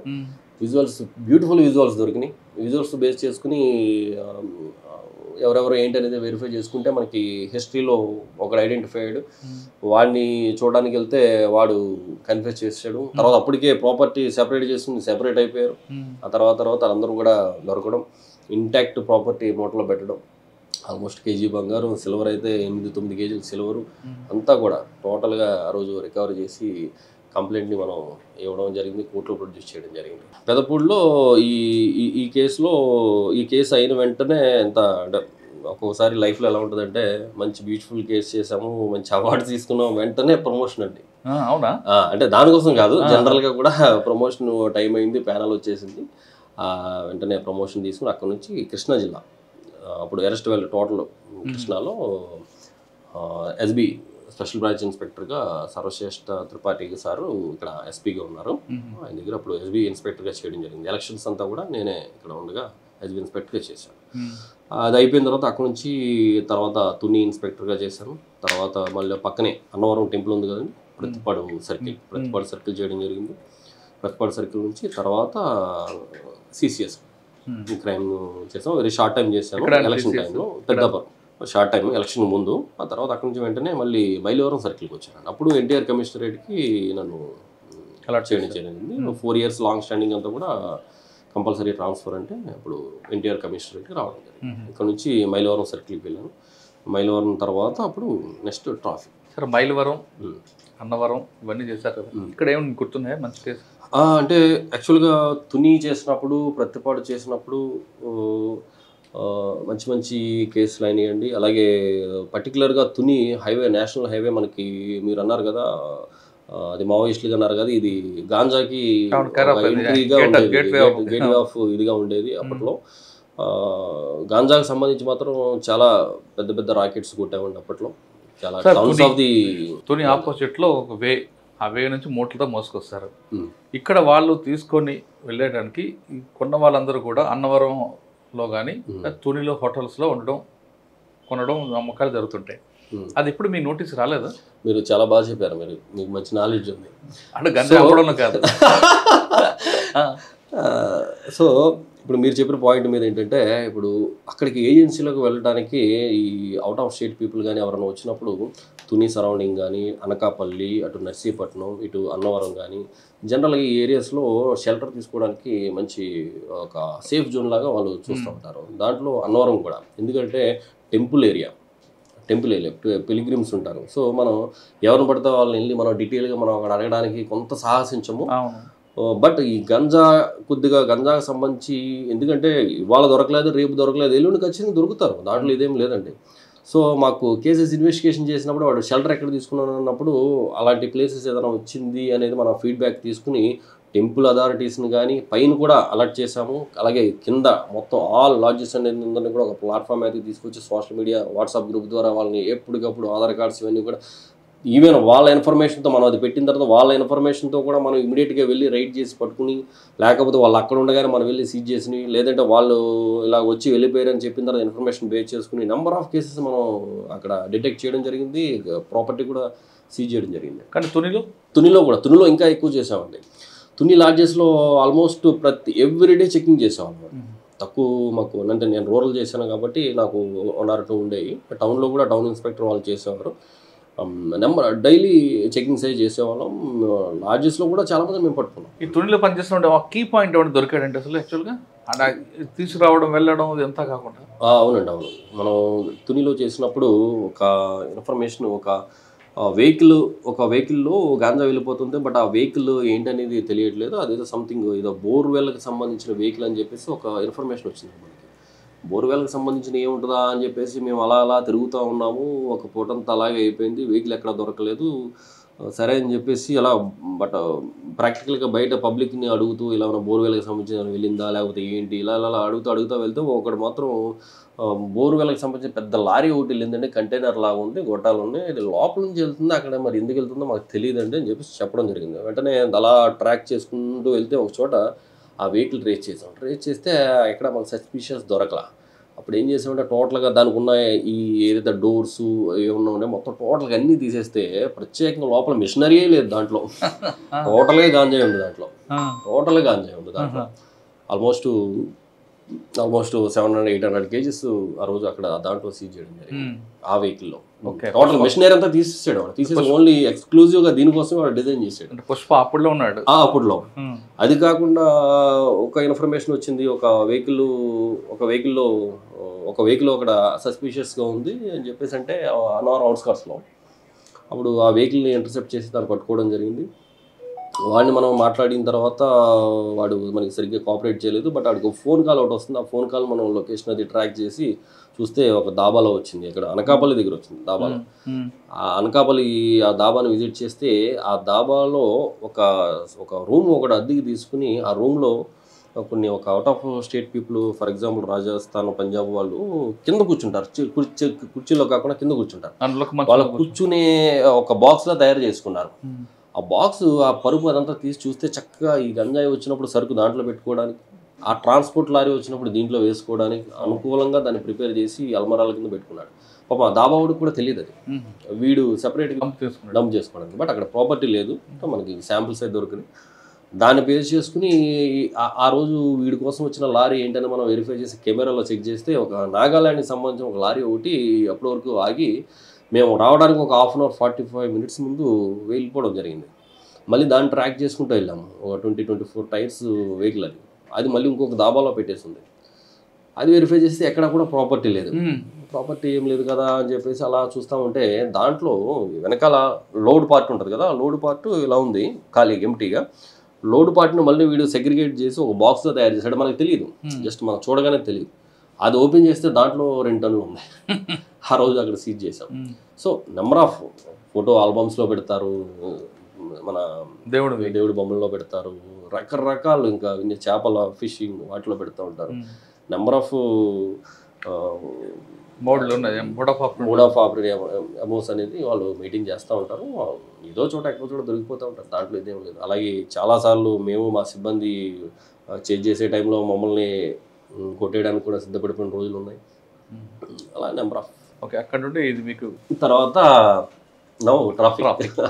సార్, ట్రాఫిక్ విజయవాడలో ట్రాఫిక్ వైలేట్ చేయడం, వాళ్ళకి మీరు ఎన్ఫోర్స్మెంట్ చేయడం, వాళ్ళకి ఫైన్లు వేయడం, కానీ ఎడ్యుకేట్ చేయడం అన్నది కాన్సెప్ట్ ఎందుకు తీసుకున్నారు? దీంట్లో వచ్చే మీకు స్ట్రగుల్స్ ఎలా ఉన్నాయి, బెనిఫిట్స్ ఎలా ఉన్నాయి? మొదటిగా మా విజయవాడ ఎన్టీఆర్ డిస్ట్రిక్ట్ కమిషనర్ గారు శ్రీ ఎస్వి రాజశేఖర్ బాబు ఐపీఎస్ గారు, నిజంగా ఆయనకి మేము రుణపడి ఉంటాము. ఎందుకనంటే సిపి గారు కానీ, మా additional DCP traffic AVL Prasanna Kumar గారు కానీ, అంటే ఆఫీసర్స్ కూడా మాకు అంత కోఆపరేటివ్గా ఉన్నారు. వాళ్ళు ఫ్రీ హ్యాండ్ ఇచ్చి ట్రాఫిక్ని మనం క్రమబద్ధీకరించడానికి కావచ్చు, లేకపోతే డే బై డే ఇంప్రూవ్మెంట్ కోసం వాళ్ళు నిత్యం ఏదో ఒక ఇన్నోవేటివ్గా చేయాలని సిపి గారు మెయిన్గా ఆయన చూస్తూ ఉంటారు. ఎప్పుడు కూడా చిన్న మాట కూడా అనకుండా మమ్మల్ని ఎంకరేజ్ చేయడమే తప్ప ట్రాఫిక్ని ఇప్పుడు కూడా నిరుత్సాహపరచలేదు. ఎందుకనంటే ఆఫ్టర్ ఎలక్షన్స్ ఇక్కడ క్యాపిటల్, ఆల్మోస్ట్ ఇది క్యాపిటల్ అయిపోయింది ఇక్కడ. సో ఇక్కడున్న ఇన్ఫ్రాస్ట్రక్చర్కి, ఇప్పుడున్న ప్రజెంట్ ఉన్న వెహికల్ మూవ్మెంట్కి, డెన్సిటీకి కానీ ఎక్కడ కూడా కంపారిజన్ లేదు. సో అంత వెహికులర్ మూవ్మెంట్ పెరిగిపోయినప్పుడు ఒక్కసారిగా ట్రాఫిక్ మీద చాలా బర్డెన్ పడిందండి ఇక్కడ. కానీ విజయవాడ ప్రజల అదృష్టం నిజంగా ఎస్వి రాజశేఖర్ బాబు గారు, ఆయనకి మరి నిజంగా కూడా ఎసెట్ లాగా ఒక ఏడీసీపీ గారు ప్రసన్న కుమార్ గారు, ఈ కాంబినేషన్లో మేము ఇన్స్పెక్టర్స్ చాలా మేము కష్టపడుతూ ఉన్నాము. అది ఆ విధంగా రిజల్ట్ కనబడుతూ ఉంది. రిగార్డింగ్ అవేర్నెస్కి వచ్చేటప్పటికి మా సిపి గారు లాగే మేము కూడా ఓపిక్గా పేషెన్స్తో పబ్లిక్తో మాట్లాడడం, అలా మాట్లాడుతూ ఉంటే మాకు కొంత ఫీడ్బ్యాక్ తెలిసింది ఏంటంటే, నేను యాక్చువల్గా ఎప్పుడు ఎక్కడ చేసినా కానీ అవేర్నెస్కి ఎక్కువ ప్రయారిటీ ఇస్తూ ఉంటాను. అంటే లా అండ్ ఆర్డర్లో చేసినప్పుడు అక్కడ ఉండే రిలేటెడ్ ఇష్యూస్ వేరేగా ఉంటాయి. అక్కడ ఎన్డీపీఎస్, ఇప్పుడు డ్రగ్ అబ్యూజ్ మీద అక్కడ అవేర్నెస్ క్రియేట్ చేస్తూ ఉంటాము. లేకపోతే అక్కడ జనరల్గా స్కూల్స్లో ట్రాఫిక్ మీద చిన్న చిన్నవి అవేర్నెస్ క్రియేట్ చేస్తాము. POCSO, protection of children sexual offences, దాని మీద చాలా అన్ని స్కూల్స్, కాలేజెస్ చేస్తూ ఉంటారు. బట్ ట్రాఫిక్ వచ్చేసేటప్పటికి ఇక్కడ కమ్యూటర్స్ ఎవరైతే ఉన్నారో వాళ్ళకి ఎడ్యుకేషన్ చాలా చాలా అవసరం అనిపించిందండి ఇక్కడ. ఎందుకంటే మీరు కూడా కమ్యూటరే, నేను కూడా కమ్యూటరే, మనం అందరం కూడా కమ్యూటర్స్. ఏదో ఒక రోజున అందరం కూడా కారులో వెళ్ళాం, బండి ఖచ్చితంగా యూజ్ చేస్తాము, లేదంటే కారు యూజ్ చేస్తాము, లేకపోతే ఏదో రకంగా రోడ్డు మీదకి మనం రావాల్సిందే, ఏదో ఏ పని నిమిత్తమైనా సరే. సో రోడ్డు మీద రావడం అంటే ఇక్కడ పాటించిన రూల్స్ వేరే చోట పాటిస్తున్నారు ఇదే పర్సన్, అక్కడ పాటించే రూల్స్ ఇక్కడ వదిలేస్తున్నారు. ఎందుకు అని అంటే lack of implementation. So implementation అనేది టఫ్గా ఉన్నప్పుడు ఖచ్చితంగా పాటిస్తారని ఒకటి అర్థమైంది. దానికి ఇంకొకటి ఎడ్యుకేషన్ ఎందుకు మేము అంత అలా తీసుకున్నామని అంటే ఇంప్లిమెంటేషన్లో భాగంగా ఎన్ఫోర్స్మెంట్ అనేది కొంత పెయిన్తో కూడుకున్నది. సో మిమ్మల్ని ఆపి మీకు హెల్మెట్ లేదు కాబట్టి నీకు ఫైన్ వేసేస్తున్నాను అని అంటే మీరు కడతారు. ఎందుకు కట్టరు? ఎందుకు వైలేషన్ కట్టాలి కాబట్టి మీరు కడతారు. కానీ మీరు తిట్టుకుంటారో లేకపోతే కొంత పెయిన్ ఫీల్ అవుతారు మీరు. కానీ దానికి ఎడ్యుకేషన్ కూడా జోడించి వాళ్ళు ఎందుకు కట్టాల్సి వస్తుంది, వాళ్ళు దాన్ని పెట్టుకోకపోతే ప్రాబ్లం ఏంటనేది మనం వాళ్ళకి ఎడ్యుకేట్ చేయడానికి ప్రయత్నించినప్పుడు వాళ్ళ రిసీవింగ్ కూడా మాకు అర్థమవుతూ ఉంది. So people they want some education also. So అందుకని ఎడ్యుకేషన్ మీద నేను కానీ మా ఎస్ఐ గారు కానీ మా సిబ్బంది కానీ మా 3 ట్రాఫిక్ పియర్స్ పరిధిలో ముఖ్యంగా కూడా మేము ఎడ్యుకేషన్ మీద ఎక్కువ కూడా కాన్సన్ట్రేట్ చేసి కమ్యూటర్స్కి ఆపి వాళ్ళతో మాట్లాడి ఎక్స్ప్లెయిన్ చేసి అక్కడక్కడ చలోక్తులు మీరు చెప్పినట్టుగా కొన్ని సెటైరల్గా పడినప్పటికీ కూడా వాళ్ళకి బాగా అర్థమయ్యేటట్టు వాళ్ళ లెవెల్కి కూడా అవసరం అయితే అంటే all type of all category people మేము ఫేస్ చేయాలి. సో కొంతమంది కోఆపరేట్ చేస్తారు, కొంతమంది చేయరు, కొంతమంది ఫైర్ అవుతారు, కొంతమంది తిడతారు కూడా. సో ఏది జరిగినప్పటికీ కూడా మన పేషెన్సీ లూజ్ అవ్వకుండా కొంత చేయాల్సి ఉంది. కొన్ని ఎక్స్ట్రీమ్ కొన్ని జరిగినవి లా అండ్ ఆర్డర్ కూడా మేము హ్యాండ్ ఓవర్ చేస్తూ ఉంటాము. కొంతమంది అవుట్ ఆఫ్ వాళ్ళు వేలో మాట్లాడుతూ ఉంటారు. వాళ్ళు నిజంగా అంత వైలేషన్స్ ఉండి కూడా వాళ్ళు ఎందుకు మాట్లాడతారో ఒక్కొక్కసారి అర్థం కాదు. సో వాళ్ళు సింప్లీ వైట్గా వాళ్ళని లా అండ్ ఆర్డర్కి హ్యాండ్ ఓవర్ చేయడం జరుగుతుంది. కానీ ఆఫీసర్స్ రోడ్డు మీద నా డ్యూటీ మీద విజిబుల్ పోలీసింగ్ సార్, ఆఫీసులో కూర్చొని మాట్లాడే వాళ్ళు కొంతమంది ఇండియనే చెప్పొచ్చు. కానీ గ్రౌండ్ లెవెల్లో డిపార్ట్మెంట్ మీది ట్రాఫిక్, మీ వింగ్ ఏడీసీపీ దగ్గర నుండి హోంగార్డ్ వరకు రోడ్డు మీద ఉంటారు సార్. 8 గంటల డ్యూటీ అన్నది సహజం. కానీ మీది 11 గంటల డ్యూటీ, 12 గంటల డ్యూటీ చేసే అవకాశం కనిపిస్తుంది. వీఐపీ మూమెంట్ ఉంది, రాలేరు మీరు మధ్యలో. పొద్దున్న వచ్చిన ఆ ఎనర్జీ లాస్ట్ వరకు ఆ ఎనర్జీ ఎలా మీరు క్యారీ చేస్తున్నారు అది నాకు వస్తుంది. నేను చాలా వీడియోస్ చూసాను. పొద్దున మాట్లాడుతున్నప్పుడు అదే నవ్వుతూ అదే రీతితో మాట్లాడతారు, లాస్ట్కి వచ్చినప్పుడు అదే నవ్వుతూ ఉంటారు. మీకు రకరకాల వ్యక్తులు మీరు నాకు చెప్తున్నట్లుగా మనస్తత్వాల వ్యక్తులు ఎదురవుతారు, మీకు ఇరిటేట్ చేస్తారు, అభినందించే వాళ్ళు ఉంటారు, నవ్వించే వాళ్ళు ఉంటారు. కానీ లాస్ట్ మూమెంట్కి వచ్చేసరికి ఒక ఇరిటేట్ చేసినప్పుడు చేయి లేగాల్సి వస్తుంది, లేదా నోరు జారుతాం. అవి రెండు జారకుండా ఎలా మెయింటైన్ చేస్తున్నారు? మీరే కాదు మీ సిబ్బంది కూడా. మీరే చెప్పారు కదా ఇష్టంగా ఎలా చేస్తున్నారు. ఇష్టమైన పని కష్టమైన ఇష్టంగానే చేస్తాం. సో అదే ప్రిన్సిపల్ని మేము కూడా మా సిబ్బంది కానీ మా ఎస్ఐ గారు కానీ స్టాఫ్ కానీ మేము ప్రతిరోజు మార్నింగ్ 8 o'clockకి రోల్ కాల్ పెట్టుకుంటామండి. సో ఆ రోజు డ్యూటీస్కి వచ్చే వాళ్ళందరూ కూడా ఆ రోజు అటెండ్ అవుతారు. వాళ్ళకి మేము ఎక్స్ప్లెయిన్ చేస్తూ ఉంటాం. నా వరకు అయితే నేను ఒకటే చెప్తాను, మా ఆఫీసర్స్ ఇదే చెప్తారు, మేము కూడా ఇదే చెప్తాము. పబ్లిక్తో పొలైట్గా మాట్లాడాలి. ఎలా మాట్లాడాలి అనే దానికి కూడా వాళ్ళకి ఎగ్జాంపుల్ చెప్తూ ఉంటాం. ఎలా అనంటే ఆ ప్లేస్లో మీ బ్రదర్ కానీ మీ మదర్ కానీ మీ ఫాదర్ మీ కిత్తడికి ఎవరో మీ ఫ్రెండ్స్ కానీ ఉన్నప్పుడు, లేదా అసలు నువ్వే ఆ పొజిషన్లో ఉన్నప్పుడు నిన్ను ట్రాఫిక్ పోలీస్ ఆఫీసర్ ఆపితే అతను ఎలా మాట్లాడాలని నువ్వు కోరుకుంటావో అదే లాంగ్వేజ్ మీరు మాట్లాడాలి, అదే విధంగా మీరు మాట్లాడాలి. సింపతి కాదు, ఎంపతి. సింపతి జస్ట్ జాలిపడడం. ఎంపతి అంటే ఆ ప్లేస్లో మనమే ఉన్నట్టుగా ఫీల్ అయ్యి మాట్లాడడం. But at the same time ఫర్మ్గా ఎన్ఫోర్స్మెంట్లో ఫర్మ్గా ఉండాలి. బట్ లాంగ్వేజ్ విషయంలో మాత్రం ఎక్కడ కూడా పబ్లిక్ ఎప్పుడు కూడా అంటే ఇప్పుడు ఇంకా ఈ జనరేషన్స్లో మీరు వైలేషన్ ఏదో ఉన్నా పర్వాలేదు, నో ప్రాబ్లం. లేకపోతే వాళ్ళకి ఫైన్ వేయి వైలేషన్ ఉన్నప్పుడు నో ప్రాబ్లం కడతారు. బట్ లాంగ్వేజ్ మాత్రం మైండ్ అవర్ ఓన్ లాంగ్వేజ్. మన లాంగ్వేజ్ చాలా ప్రాపర్గా మనం మాట్లాడాలి. Give respect and take respect. Reciprocal arrangement ఉండాలి ఖచ్చితంగా. సో అలా ఉన్నప్పుడు పబ్లిక్ నుంచి 99.9% public they are very cooperative and they are very అసలు ఎక్కడా కూడా ప్రాబ్లం రాదు. సో మేము ఆ ఇష్టంతో అది చేస్తూ ఉన్నాం కాబట్టి మేము కానీ మా సిబ్బంది కానీ సో హ్యాపీగా అది. సరే, మీరు మర్యాదగా మాట్లాడి ఎక్స్ప్లెయిన్ చేస్తారు, అంతవరకు బాగానే ఉంది. పబ్లిక్ కోఆపరేషన్ కూడా ఉంటుంది. కానీ మిమ్మల్ని ఇరిటేట్ చేసేవాళ్ళు, మిమ్మల్ని విసిగించే వాళ్ళు కొంచెం ఎదురవుతారు. అక్కడ కూడా మీరు ఎంపతి చూపిస్తారా, లేదు పక్క పిలిచి మాట్లాడతారా? లేదండి, మీరు అన్నట్టుగా అసలు విసిగించి ఏడిపించే బ్యాచ్ చాలా ఉంటాయి. చాలా అంటే మీకు అన్నీ మీకు ఎదురవు కాబట్టి అన్నీ మీరు చూడలేరు కాబట్టి చాలా భయంకరంగా మమ్మల్ని ఇరిటేట్ చేస్తూ ఉంటారు. ఇరిటేట్ చేయడం ఇన్ ది సెన్స్, ఇప్పుడు హెల్మెట్ ఫర్ ఎగ్జాంపుల్ హెల్మెట్ గురించి మనం మాట్లాడితే హెల్మెట్ పెట్టుకోవాలనేది ఒక రూల్.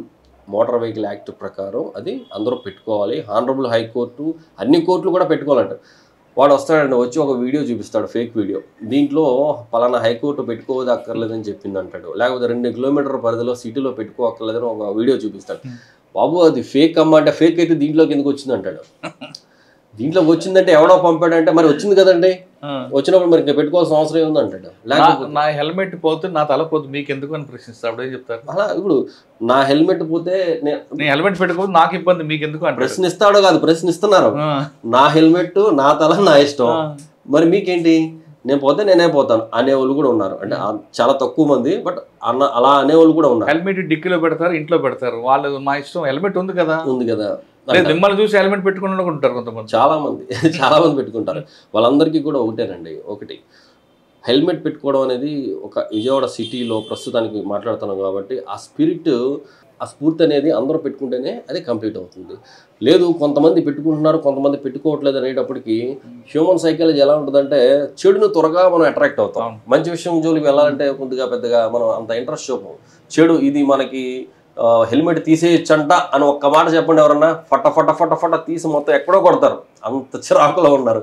కానీ హెల్మెట్ పెట్టుకోవడంలో అందరినీ మనం పెట్టించగలిగితే ఆ స్ఫూర్తి అనేది కంటిన్యూ అవుతుంది. ఎవడైతే ఒకడిద్దరు నేను ఎందుకు పెట్టుకోవాలి, నేను పోతాను అని అన్నాడు, నువ్వు పోతే పోయావు. బట్ నిన్ను చూసి ఎవరైతే తీస్తారో హెల్మెట్స్ వాళ్ళు పోవడానికి కారణం నువ్వైనప్పుడు నువ్వు కూడా దానికి బద్దుడై ఉండాలి. కానీ కొంతమంది మంచి ఫాస్ట్ బైక్ ఉంటుంది, నాకు హెయిర్ కర్లింగ్ హెయిర్ ఉంది, నాకు హెల్మెట్ పెడితే హెయిర్ ఊడిపోతుంది, నా గర్ల్ ఫ్రెండ్ నాకు షేమ్ చేస్తుంది కాబట్టి నేను పెట్టుకోను, అవసరమైనంత 1000 రూపాయలు ఫైన్ కడతా అంటే మీరేమంటారు? అలా ఎప్పుడు ఎవరు తగలేదు, మేము అడుగుతూ ఉంటాం జనరల్గా, బాబు మీరు ఎందుకు పెట్టుకోలేదు హెల్మెట్, ఏమైనా హెయిర్ స్టైల్ పోద్దనా లేకపోతే ఇంకోటి అంటే అబ్బాయి లేదు అంటాడు. కానీ వాస్తవంగా అయితే హెయిర్ స్టైల్ గురించి చాలామంది ఉమెన్ కానీ లేకపోతే చాలామంది మేల్ కానీ because of only hair style గురించి, హెయిర్ స్టైల్ పోద్ది అనేది వాళ్ళ మెయిన్ కాన్సెప్ట్. సో దానికోసం హెల్మెట్ పెట్టుకోరు, ప్రాణం పోయినా పర్లేదు. అసలు తల లేకినప్పుడు హెయిర్ ఏం చేసుకుంటాడు, అదే కదా. కానీ ఎవరు ఆర్గ్యూ చేయలేదు, దానికోసం కాదు అంటారు. కానీ మాకు అర్థం మీరు పట్టుకుని దీంట్లో మీకు డిఫరెంట్ టైప్ ఆఫ్ 2 వీలర్ కానీ 4 వీలర్ దొరుకుతుంటారు. అవునండి. ట్రంక్ అండ్ డ్రైవ్లో దొరుకుని ఎలాగ మీకు వేధిస్తుంటాడు, రాంగ్ రూట్లో వచ్చిన ఎలా వేధిస్తుంటాడు, ఈ మోడ్లో ఎవరు ఎక్కువగా వేధిస్తుంటారు? రాగిన వాళ్ళు ఎక్కువ వేస్తారా? జనరల్గా ఫస్ట్ హెల్మెట్ దగ్గర నుంచి మాట్లాడుకుంటే హెల్మెట్లో ఇక్కడికే వెళ్తాను అంటూ ఉంటారు. ఫస్ట్ షార్ట్ డిస్టెన్స్ అంటారు, ఎక్కడికి వెళ్తానో తీరా చూస్తే ఎక్కడికో 10-20 కిలోమీటర్స్ వెళ్ళాలి, దానికి ఇక్కడే అంటారు. నేను అంటాను ఇక్కడికి అన్నప్పుడు నడిచి వెళ్ళిపోకూడదని అంటాను. లేదు సార్ అక్కడికి సార్ అంటారు అప్పుడు. సో అలా జనరల్గా ఎక్కువ మంది చెప్తూ ఉంటారు. నెక్స్ట్ ఈ సౌండ్ పొల్యూషన్ అండి. సౌండ్ పొల్యూషన్కి సంబంధించి మాకు రెగ్యులర్గా కొంతమంది అక్కడ ఆగి మేము వెహికల్స్ చెక్ చేస్తున్నప్పుడు వాకర్స్ కానీ పెద్దవాళ్ళు కానీ వచ్చి మాకు కంప్లైంట్ చేస్తూ ఉంటారు. సార్ మా నాన్నగారు పెద్ద వయసు ఉన్నారు, ఈ సౌండ్కి ఆయన చాలా భయపడిపోతూ ఉన్నారు, కొద్దిగా చర్యలు తీసుకోండి సార్ అని చెప్తూ ఉంటారు. నిజంగా కూడా అది సీరియస్ కన్సర్న్ అండి సౌండ్ పొల్యూషన్ అనేది. నేను వాళ్ళకి అదే చెప్తూ ఉంటాను, సైలెన్సర్ సౌండ్ బాగా వచ్చినప్పుడు ఆపి మరి అవసరమైతే దొరక్కపోతే సెట్లో కమ్యూనికేషన్ సెట్లో నెక్స్ట్ జంక్షన్ కన్నా చెప్పి మరి ఆపించి మళ్ళీ తీసుకొచ్చి ఆ సౌండ్ అతనికే వినిపిస్తాం సైలెన్సర్ వినిపించి అతను కూడా చెప్తాను, సజెస్ట్ చేస్తాను, నువ్వు ఇదే సౌండ్ తీసుకెళ్ళి మీ గ్రాండ్ పేరెంట్స్కి, మీ అమ్మమ్మ నాన్నమ్మ తాతయ్యలు ఎవరిని ఉంటే వాళ్ళకి వినిపించండి, వాళ్ళు హ్యాపీగా ఫీల్ అయ్యి నాన్న 100 ఏళ్ళు బతుకు నువ్వు అని ఏమన్నా అది ఆశీర్వదిస్తారా, ఎదవలా ఉన్నావు నువ్వు ఏంటర్ ఈ సౌండ్ అని తిడతారా, నేను ఒకసారి చూడది అని చెప్పి చెప్తూ ఉంటాను. ఎవరో కూడా అస్సలు దానికి ఆర్గ్యూ చేయలేదు, ఇమ్మీడియట్గా తీసేసి సైలెన్సర్ మాకు చెప్పి ఇక్కడ కొత్త సెల్స్ బిగించుకుని వెళ్ళారు తప్ప మేము తీయమని ఎవరు చేయలేదు. మార్చి వరకు బండి ఎవరు కదా. అది సార్ ఇంకా డ్రంక్ అండ్ డ్రైవ్ అంటే ఇప్పుడు జనరల్గా ఏమీ తాగని వాళ్ళతోనూ ఒక్కోసారి చాలా ఇబ్బంది ఫేస్ చేస్తూ ఉంటాం. బట్ డ్రంక్ అండ్ డ్రైవ్లో చాలా ఇరిటేషన్తో పాటు ఒక కోపాన్ని కూడా రప్పిస్తారు. అక్కడ సింపతి ఎంపతిలు పనిచేయవు. కానీ తమ్ముడు అన్న చూడొచ్చు. అదే మీరు అన్నట్టుగా తమ్ముడు అన్నైనా చూస్తే మాట్లాడుకోవడానికి మీరు నేను ఎవరో ఉన్నాం రోడ్ల మీద తాగి వాళ్ళు విజృంభణ చేస్తారు. సో వాళ్ళు ఏంటంటే ఇంటాక్సికేషన్లో ఉంటారు కదా, సో వాళ్ళు ఏం మాట్లాడుతున్నారో వాళ్ళకి తెలియదు. మన పని కూడా మనం చేసుకునేవారు, మనం ఏదో రాసుకుంటున్నా లేదా చెక్కింగ్ చేస్తున్నా వచ్చి గోకేస్తూ ఉంటారు మనల్ని, పంపించండి అంటూ ఉంటారు. ఏదేదో మాట అసలు సంబంధం లేని విషయాలు మాట్లాడుతూ ఉంటాడు. అసలు బండి మీద వాడితో పాటు ఇంకెవరు ఉన్నారో కూడా తెలియదు. లేకపోతే వాడు అసలు ఒక్కొక్కసారి అయితే నేను నడిపానా అంటాడు కూడా ఒక్కొక్కసారి. అలాంటి సిచ్యువేషన్స్ కూడా ఉన్నాయి. నేను నడిపానా అంటాడు. ఒక్కొక్కడైతే 90కి రాదన్నారు కదా సార్ అని ఒకడు అంటాడు. లేకపోతే ఏదో రకరకాల పిచ్చిగా మాట్లాడుతూ ఉంటారు. అంటే కొంతమంది పూర్ పీపుల్ అంటే కొద్దిగా కష్టపడి పనిచేస్తూ ఉంటారు. వాళ్ళకి ఏంటంటే నైట్ అయ్యేటప్పటికి కొంత ఏదో తాగాలి అనేది, అది అంటే ఏదో ఒక సిరప్ లేకపోతే ఒక ఎనర్జీ ఐటెం లాగా ఫీల్ అవుతూ ఉంటారు. పాపం ఏంటంటే అది ఇంకా ఎవరు ఏం చేయలేదు. కానీ వాళ్ళకి ఒకటే చెప్తాం, ఇంటికెళ్ళి తాగు, నీ భార్యతో మాట్లాడుకుని పిల్లలకి కనపడకుండా దూరంగా తాగు, తప్పులేదు. బట్ నువ్వు పని దగ్గరే నువ్వు స్టార్ట్ అయిన వెంటనే డబ్బులు తీసుకెళ్ళిపోయి మందు షాప్లోకి వెళ్ళి తీసుకుని తాగేసి అక్కడే ఎక్కేసి నువ్వు బండి మీద వస్తూ ఉంటే రోడ్డు మీదకి వచ్చినప్పుడు వాళ్ళని చూస్తే బాధేస్తూ ఉంటుంది. కానీ రోడ్డు మీద మనం వదిలితే ప్రమాదాలన్నీ కూడా వాళ్ళ వల్ల జరుగుతూ ఉంటాయి. సార్ మీకు హెడేక్ అనేది డ్రంక్ అండ్ డ్రైవ్, రైట్? అటువంటి కేసుల్లో మీకు బాగా ఫన్ ఉంది కానీ లేదు మీకే ఇన్ని రకాల లాజిక్ ఉందా అని అనిపించే కేసులు ఉన్నాయా? ఇదే ఇప్పుడు మొన్న మా ఎస్ఐ గారు పట్టుకునేటప్పుడు, లేకపోతే మా స్టాఫ్ మేము చెక్ చేసేటప్పుడు డ్రంక్ అంటే ఆల్కహాల్ ఆల్రెడీ లోపల ఉంది అంటే ఇంకా ఆడుకున్న గట్స్ ఇంకెవరికి ఉండవు. సో ఏమైనా చేసేస్తాడు. అవసరమైతే పబ్లిక్లో తీసి డబ్బులు ఎంత ఇవ్వాలి అన్న రేంజ్లో కూడా మాట్లాడి అక్కడ అతనికి ఏం చేస్తున్నాడో కూడా తెలియదు. లేకపోతే మేము పట్టుకుంటామా, ఓకే సరే వెళ్తానని మా ఎదురుగానే బయలుదేరిపోవడం రెడీ అయిపోతూ ఉంటాడు అంటే వాడికి తెలియదు. లేకపోతే సంతకం మనం ప్రాపర్ మన డాక్యుమెంటేషన్ ఉంటుంది, అవన్నీ కూడా సంతకాలు అయి పెట్టిన తర్వాత వెళ్ళిపోమంటారికి వెళ్ళిపోవచ్చు అని అంటాడు. లేకపోతే ఏదైనా ఉంటే ఇక్కడే తేల్చేస్తాను అంటాడు. డాక్యుమెంటేషన్ వరకు కాకుండా అసలు ముందు నోట్లో పైప్ పెట్టుకున్నప్పుడు చాలా మంది పడతారు కదా. పైపు ఇంకా అసలు అది పైప్ పెట్టంటే ఇంకా అది మామూలు సెర కాదు, అది సేవ, నిజంగా సేవ. అంత సేవ మనం తల్లిదండ్రులకి చేస్తే చాలా ఉపయోగం కూడా. అంత సేవ చేయాలి. చిన్న పిల్లలు ఉంటారు చూసారా, చిన్నప్పుడు మనం మనసులో ఉన్నప్పుడు పెడతా ఉంటాం కదా, ఆల్మోస్ట్ అంత పని చేయాలి మేము మా స్టాఫ్ కూడా. అంటే కొంతమంది చేస్తారు, కొంతమంది యాక్టింగ్ చేస్తారు, మామూలు యాక్టింగ్ కాదు. ఇంకా ఆస్కార్కి నామినేట్ అయ్యే వాళ్ళు కూడా చాలా మంది ఉన్నారు మా దగ్గర. స్టిల్ ఆఖరికి వాళ్ళతో ఊదించలేక వీడితో పడలేమని చెప్పి తీసుకెళ్ళి లా అండ్ ఆర్డర్కి అప్పచెప్పిన రోజులు కూడా ఉన్నాయి. అంటే అబ్స్ట్రక్షన్ టు ది డ్యూటీ కదా. కొంతమంది ఫ్రెండ్స్ పుట్టినరోజు తాగుతారు, మీకు దొరికారు అనుకుని ఏం చేస్తారు? వదిలిపెడతారా? కేక్ కట్ చేయిస్తారా? దొరుకుతారా? బెజవాడ పోలీసు కానుక వాళ్ళకి ఇస్తారా? అల్టిమేట్ గా బర్త్డే బాయ్ ఉంటే విషయం చెప్తామండి. లీగల్ యాక్షన్ అనేది డెఫినెట్ గా ఉంటుంది, దాంట్లో ఇదేం లేదు. అది తాగి ఉన్నా ఏది ఉన్నా కానీ ఏదైనా రోడ్డు పుట్టినరోజు అన్నాడు కదా మరి ఎంపతి చూపించారా? అసలు ఎప్పుడు లేదు. వైలేషన్ విషయంలో ఎప్పుడు ఎంపతి లేదు. బట్ ఎడ్యుకేట్ చేయడానికి లేదా అక్కడ ఉన్న సర్కమ్స్టాన్సెస్ని బట్టి అవసరమైతే ఫైన్ వేయకుండా వాడికి ఎడ్యుకేట్ చేస్తే ఉపయోగపడదు అనుకుంటే చేస్తాం తప్ప డ్రంక్ అండ్ డ్రైవ్ తాగి రోడ్ల మీద తాగి మీకు దొరికాడు, వాడి జోబులు డబ్బులు లేవు, ఏం చేస్తారు? అప్పుడు డబ్బులు అవసరం లేదండి. అక్కడ వెహికల్ లేదు, ఇంటికి వెళ్ళాలి ఎలా? లేదండి, వెహికల్ అసలు తాగి రోడ్డుకి మళ్ళీ మనం వెహికల్ అలా ఇస్తాం. అదే అంటాను నేను. ఇప్పుడు ఒక అతను నాతో డిస్కషన్ చేశాడు, మీరు ఇస్తారా లేకపోతే నేను పొలిటికల్గా అలాగే చేయనా డ్రంక్ అండ్ డ్రైవ్లు ఎవరు చేయరండి. చేసినా ఒకవేళ సోన్సో డ్రంక్ అండ్ డ్రైవ్ సార్ ఇది సోన్సో అంటే ఎవరు ఏం కోచింగ్ చేయరు. కానీ కొంతమంది మీకు ఆపగానే ముందు నేమ్ బోర్డు చూస్తాడు, నేను ఎవరో తెలుసా అంటాడు, ఇంత రకాల తీసుకొచ్చి ఫోన్ మాట్లాడు అంటాడు. అటువంటి వాళ్ళతో మాట్లాడతారా?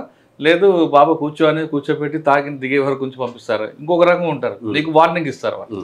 రీసెంట్గానే జరిగింది, బిఆర్టీఎస్ రోడ్లో చెక్ చేస్తా ఉంటే చెక్ చేస్తే అతను మాకు కోఆపరేట్ చేయలేం, ఊతాడు. బట్ దాంట్లో గాలి వెళ్ళాలి కదా, మీరు అన్నారు కదా ఊదు ఊతాడు. బట్ దాంట్లోకి మనకు కావాల్సిన ప్రెజర్ వెళ్దాం, ఊరికే షో ఇవన్నీ ఇలా పెద్దగా వచ్చేస్తాయి,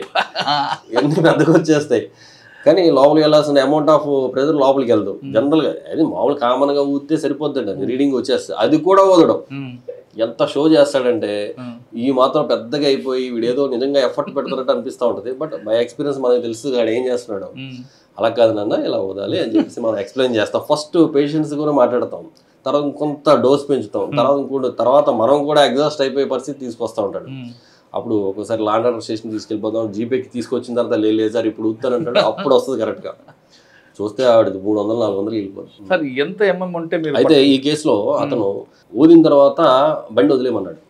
బండి వదిలేసాట, నేను సో దాంట్లో మేనేజర్ని బండి వదిలేయండి అన్నాడు. బండి ఎలా వదులుతాము, నువ్వు తాగి ఉండి నిన్ను పట్టుకున్నా నీ బండి నీకు ఎలా వదులుతాడు? పర్లేదు సార్ నేను పర్ఫెక్ట్గా ఉన్నా, స్టడీగా ఉన్నాను అన్నాడు. నువ్వు స్టడీగా ఉన్నావు అది నీకు తెలుసు, నువ్వు ఎంత స్టడీగా ఉన్నావో మాకు తెలుసు, బండి ఇవ్వడానికి లేదు.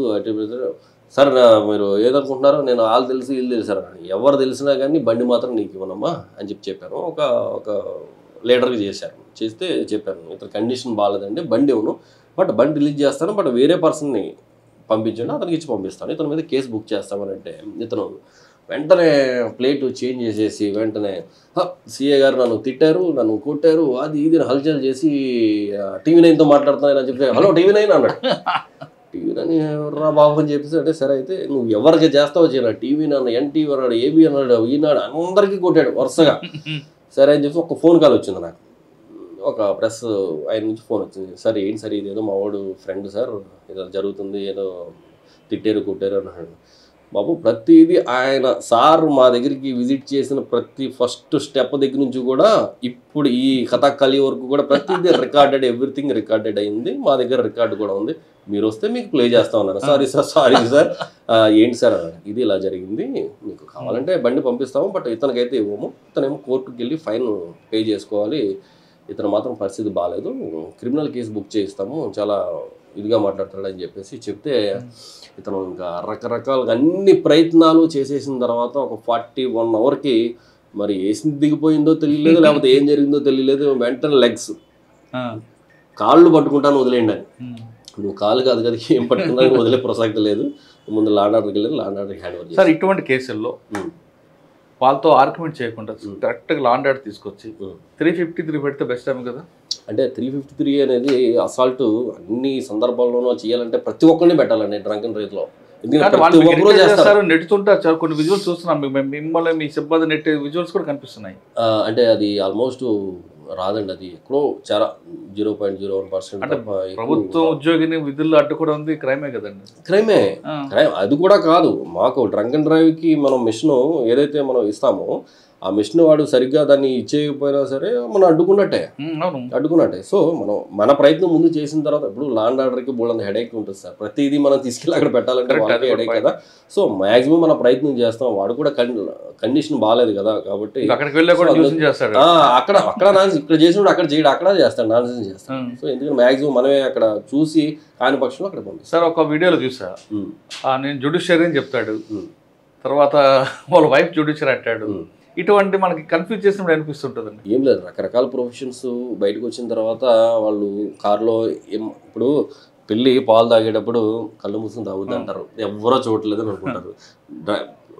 నేను డ్రింక్ చేసి కార్లో వెళ్ళిపోతుంటే నన్ను ఎవరో చూడలేదు కదా అని అనుకుంటే మిషన్ పెట్టి చెక్ చేస్తే వస్తుంది కదా, వచ్చిన తర్వాత అన్ని బయటకు వస్తూ ఉంటాయి, వాళ్ళు రకరకాల ఎక్స్పీరియన్స్ అడుగుతారు. ఎంత తాగితే కేసు అవుతుంది? 30 అండి. 30 mg అనేది జనరల్గా ఆ మిషన్ మనకి డిటెక్ట్ చేస్తే 31 వచ్చినా సరే మనం చేస్తాం. 30 బిలో వస్తే కౌన్సిలింగ్ చేసి వార్నింగ్ చేసి పంపించడం, వాళ్ళ తాలూకు వాళ్ళకి ఎవరికైనా పిలిపించి హ్యాండ్ ఓవర్ చేయడం జనరల్గా చేస్తాం. బట్ లీగల్గా మనం కేసు బుక్ చేయడం కోసం అయితే 30 అనేది కంపల్సరీగా క్రాస్ చేయాలి. ఓకే, 30 రావాలంటే ఎంత తాగాలి వాళ్ళు? జనరల్గా ఎంత తాగాలనేది కాదు, మనం జస్ట్ అప్పుడే ఒక 90 ml కానీ లేకపోతే ఒక సింగిల్ బీర్ కానీ అప్పుడే తీసుకున్న వాళ్ళకు కూడా ఆటోమేటిక్గా ఎలాగో డిటెక్ట్ అయిపోద్ది. సో ఎంటీ స్టమక్ మీద ఒక 1 hour 2 hours బ్యాక్ తీసుకున్నప్పటికీ కూడా డిటెక్ట్ అయిపోతూ ఉంటుంది ఒక్కొక్కసారి వాడు. లేకపోతే ఒక్కొక్కడు తాగాడని మనకు తెలిసిపోతూ ఉంటుంది, బట్ రీడింగ్ రాదు. వాడు మనం ఒకసారి ఎలా అంటే వాడి స్టామినాని బట్టి, అంటే ఎక్కువ డ్యూరేషన్ ఎక్కువ ఉండి మనకి స్మెల్ వస్తుంది, అది డ్రంక్ అండ్ డ్రైవర్ మనకు తెలిసిపోతూ ఉంటుంది, కానీ మనకి డిటెక్ట్ అవ్వదు. 15లో 20లో అటువంటి కేసులు దొరికిన ఏం చేస్తారన్నప్పుడు పంపించేస్తాం ఖచ్చితంగా. తాలూకాలో ఎవరో వాళ్ళకి చెప్పి ఇది డ్రంక్ అండ్ డ్రైవ్, బట్ మేము కేసు బుక్ చేయట్లేదు కాబట్టి మీరు బండి ఇతను ఎవరో వచ్చి తీసుకెళ్ళాలని చెప్తాము. బట్ లీగల్గా మనం బుక్ చేయడానికి అవ్వదు కాబట్టి వార్న్ చేసి పంపించడం జరుగుతుంది. ఓకే, ఇటువంటి కేసులు ఎదుగుతున్నప్పుడు అనిపిస్తుంటుందా మీకు ఎందుకు వీళ్ళతో ఉద్యోగం అని? అలా ఏం లేదండి, అది పార్ట్ ఆఫ్ ది జాబ్ అంతే. నన్ను సరదాగా దాంట్లో కూడా ఒక్కొక్కసారి మాకు ఫన్నీగా అనిపిస్తూ ఉంటుంది. ఆ టైం ఒక్కోసారి వీళ్ళతో మాట్లాడుతున్నప్పుడు లేకపోతే వీళ్ళతో కన్వర్జేషన్స్లో ఒక రకమైన మనకు కూడా సెల్ఫ్గా లెసన్స్ వస్తూ ఉంటాయి. సో మనకు కూడా అదే రూల్ కదా, మనకు కూడా అదే రూల్. సో మనం కానీ మన బంధువులు కానీ అదే చెప్తూ ఉంటాం. ఈ డిఫరెంట్ కేసెస్ ఏమైనా జరిగినప్పుడు మన బంధువులు ఎవడన్నా ఇలాంటి కేసు ఉన్నప్పుడు వాడికి ఫోన్ చేసి చెప్తాం, అరే నువ్వు కూడా ఇలా చేస్తూ ఉంటావు కదా, ఈరోజు ఇలా తగిలింది, నువ్వు జాగ్రత్తగా ఉండు, ఎక్కడైనా తగిలి ఫోన్ చేసావా, నేను పర్టికులర్గా లోపల ఏమని చెప్తానని చెప్తూ ఉంటాను. అలా కొంతమంది నేను నిన్న తాగానండి ఇవాళ మీద వచ్చింది ఆర్గ్యుమెంట్ చేస్తారు, నిన్న తాగితే ఇవాళ వస్తుందా? చాలా మంది అసలు తాగలేదనే చెప్తారు, అస్సలు తాగలేదంటారు. నేను అడుగుతూ ఉంటాం, అస్సలు తాగలేదంటే అస్సలు తాగలేదంటారు, కొద్దిగా తాగండి కొద్దిగా అంటారు. అస్సలు తాగనన్నాడు మళ్ళీ అడిగినప్పుడు కొద్దిగా తాగాను అంటాడు, ఎంత తాగాను అంటే ఒక్కటి తాగాను అంటాడు. అలాగా అంటే జనరల్గా నిన్న తాగితే ఇవాళ ఎందుకు వస్తుంటే ఆల్మోస్ట్ రాదు, మన రీడింగ్లో కూడా ఆల్మోస్ట్ రాదు. కానీ వాడు చెప్తుంటాడు కదా నిన్న తాగానండి ఇవాళ, అబద్ధం జస్ట్ ఫ్రెష్గా వేసుకుని వస్తూ ఉంటారు వీళ్ళంతా కూడా. మనం జనరల్గా 90 అంటాడు, మీరు మాట్లాడితే 3 90 చెప్తాడు వాడు. మొన్న పట్టుకున్నప్పుడు కూడా కొంతమంది. ఇంకొకటి దీంట్లో ఏంటంటే, దీంట్లో నిజాయితీ గల పీపుల్ చాలా మంది ఉంటారండి, నిజాయితీగా ఉంటారు. అడిగింది అడిగినట్టు మనం మనం మనం ఒకటంటే లేదు సార్ నేను 3 వేసాను అంటాడు ఒకడు. మొన్న ఏదో వీడియో చూసాం, ఒక ఆయన 30 ml 90 అంటే పక్కన ఫ్రెండ్ వచ్చి కాదు కాదరా మనం 390 వేసామని చెప్పిస్తుంటాడు. నిజాయితీగా ఉంటారు. అంటే కొంతమంది పనులు చేసుకునే వాళ్ళు ఉంటారు పాపం, వాళ్ళకి తెలియదు మనం ఏం చెక్ చేస్తున్నాము, మనం తర్వాత ఏం చేస్తామో కూడా వాళ్ళకి నాలెడ్జ్ ఉంటుంది జనరల్గా కూడా. అలాంటి వాళ్ళకి కొంత మనం పేషెన్స్తో చెప్పి అలా కాదు ఇది మరి లీగల్గా తప్పనిసరి పరిస్థితుల్లో పెట్టాల్సి వస్తుంది, మీరు ఇలా చేయకూడదని చెప్తూ ఉంటాము. ఇంకొకసారి వాళ్ళు ఇంట్లో ఫ్యామిలీ మెంబర్స్ మీద ఒట్లేస్తూ ఉంటారు, ఈ క్షణం నుంచి మేము తాగమని అక్కడ శబదాలు చేస్తూ ఉంటారు. అంటే తాగారు కాబట్టి అది శబదం మనం ఎలాగో తీసుకోవాలి, కానీ సమ్ టైమ్స్ ఏంటంటే ఓకే సమ్ రిగ్రెట్ అనేది కొంతమంది ఫీల్ అవుతారు, ఏడుస్తూ ఉంటారు కొంతమంది, అప్పటికప్పుడు గోలగోలు చేస్తూ ఉంటారు. కొంతమంది ఇంగ్లీష్ హిందీ మాట్లాడుతుంటారు కదా, రకరకాల ఇంగ్లీష్ హిందీ కాదు కొత్త మన రాజ్యాంగంలో గుర్తించిన భాషలు కూడా మాట్లాడతారు, అన్నీ వస్తూ ఉంటాయి దాంట్లో. సార్ ఫైనల్గా చెప్పండి, బెజవాడ పబ్లిక్ హ్యాపీగా ఉండాలి, ఇంటి నుంచి ఆఫీస్కి వెళ్ళిన వాళ్ళు తిరిగి ఇంటికి రావాలి క్షేమంగా అంటే ఏం చేయాలి సార్? ఏదైనా సరే ముందు స్టడీస్ చూసుకున్నట్టయితే ఇంకా రోడ్ సేఫ్టీలో ఫస్ట్ ఆఫ్ ఆల్ స్పీడ్ అండి, 2 రాంగ్ పార్కింగ్ అండి హైవేస్ మీద కావచ్చు, 3 హెల్మెట్స్.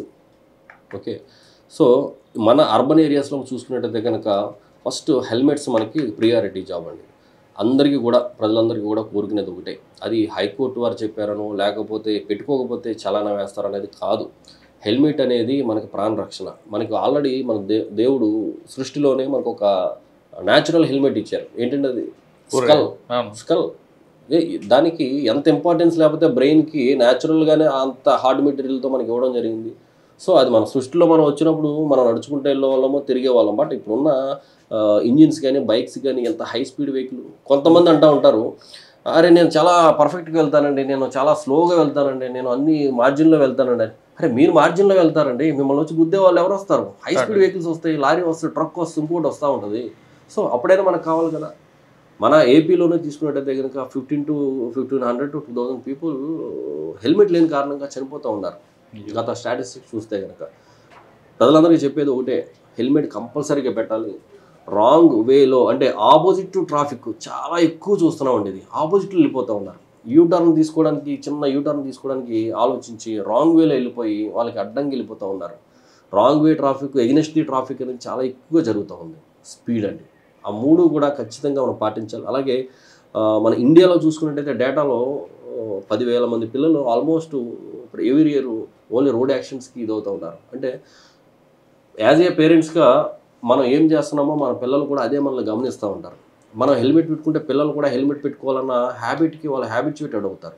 మనం ఆపోజిట్ టు ట్రాఫిక్ వెళ్లకుండా పిల్లలకి ఇలా వెళ్ళకూడదని మనం చెప్తూ ఉంటే పిల్లలు కూడా అదే ఫాలో అవుతూ ఉంటారు.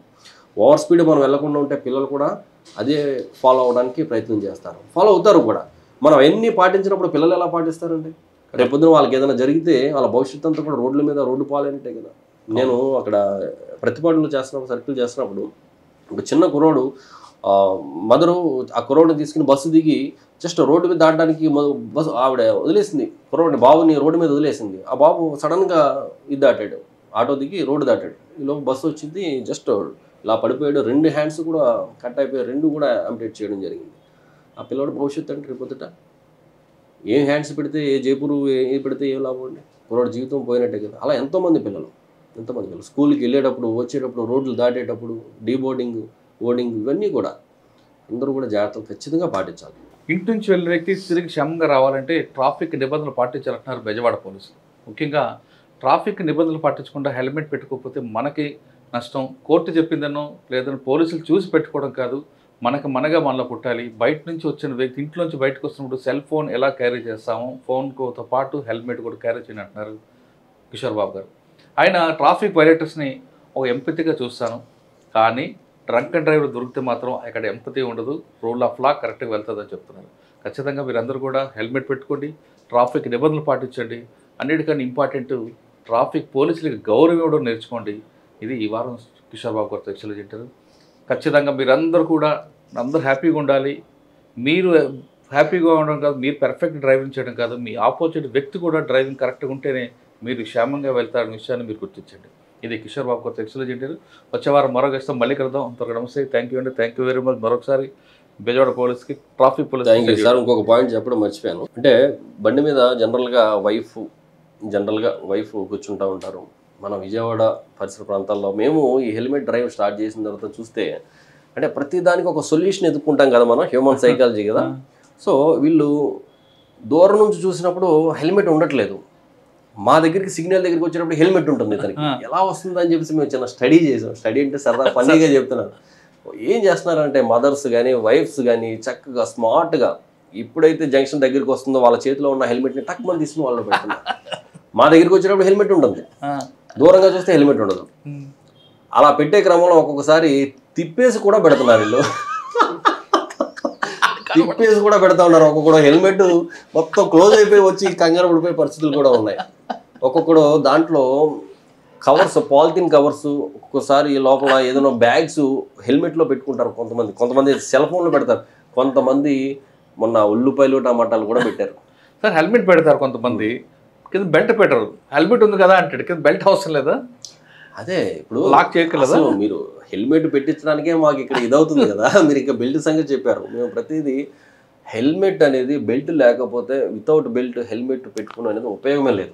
మేము చాలా మందికి, వేల మందికి నేను మా సిబ్బంది ఆ బెల్ట్లు తగిలించుంటాం. ఎందుకంటే హెల్మెట్ అది ఎవరైతే బెల్ట్ పెట్టలేదో వాళ్ళు పక్కాగా ట్రాఫిక్ పోలీస్ కోసం పెట్టారని మాకు అర్థమైపోతుంది. సో ఈ ఉల్లిపాయలు టమాటాలు పెట్టిన వాళ్ళు కూడా ఒక్కోసారి కన్ఫ్యూజ్లో టమాటాలతో పాటు పెట్టుకునే వాళ్ళు కూడా ఉన్నారు. సో అంత చిత్రం. మొన్న వెహికల్ చెకింగ్ చేస్తూ ఉంటే ఒక బండి మీద 5 members వెళ్తున్నారు, ఒక స్కూటీ మీద 5 members వెళ్తా ఉన్నారు. 2 వీలర్ 5 members, ఫ్రంట్ 2 ఉన్నారు, వెనకాల పేరెంట్, మధ్యలో 2 టోటల్గా ఉన్నారు. అసలు వెహికల్ కిటకిట్లా ఆడుతూ ఉంది. అసలు అది ఒక ఆటో కూడా 4 ఇన్నాలండి బాబు, ఇది 5 ఇన్నోవా కార్. ఆపి ఏంటినైనా ఇదేంటి వ్యానా లేకపోతే ఏంటి అని అడిగితే లే సార్ నేను పక్క నుంచి వెళ్ళిపోతానండి. నువ్వు పక్క నుంచి వెళ్ళిపోవడం కాదు స్వామి, అసలు ఎక్కడికి వెళ్తాను వెంటనే డీమార్ట్కి మొత్తం ఫ్యామిలీని వేసుకుని వెళ్ళిపోతున్నారు ఆయన. ఏం అవసరం అండి డీమార్ట్కి, అంతమంది చిన్న పిల్లలు కూడా డీమార్ట్కి వెళ్ళిపోవాలి. కరెక్ట్గా వెళ్ళి ఆపోజిట్ వాడు కొట్టినప్పుడు ఆపోజిట్ పక్కన వదలండి. అసలు ఇతను హ్యాండిల్ తిరగకపోవడం వల్ల చాలా పెద్ద ప్రమాదం జరుగుతుంది. ఈయన ఇమీడియట్గా వెళ్ళిపోయి డీమార్ట్లో చిన్న పిల్లలతో సహా చేసేసి పర్చేజ్ చేసే అవసరం ఏముంది. పైగా ఇంకోటి, డీమార్ట్లో కొన్న సామాన్లు ఎక్కడ పెడతాడండి ఈయన? ఆటోలోనే, ఆ వ్యాన్లోనే పెట్టాలా? అలా ఇంకొకటి చూస్తూ ఉంటే చాలామంది పవర్ బైక్స్ మేము ఆపినప్పుడు వాళ్ళతో మాట్లాడినప్పుడు చూస్తూ ఉంటే బ్యాక్గ్రౌండ్స్ అసలు పాపం పేరెంట్స్ చాలా 5,000 10,000 రూపాయలకి పనులు చేసుకునే పేరెంట్స్ పిల్లలకి లక్షల రూపాయల బైకులు కొంటా ఉన్నారు ఫైనాన్స్ మీద తీసుకొచ్చి. వాళ్ళకి వచ్చే ఏదో ఒక లోను, హ్యాండ్ లోను, లేకపోతే అప్పు చేసో తీసుకొచ్చే 2 లక్షలు 3 లక్షల రూపాయల బైక్స్ పిల్లలకి ఇస్తూ ఉన్నారు. వాళ్ళందరికీ ఒకటే చెప్తున్నాం, అంత కాస్ట్లీ బైక్స్ పిల్లలకి ఇవ్వాల్సిన అవసరం ఏంటండి?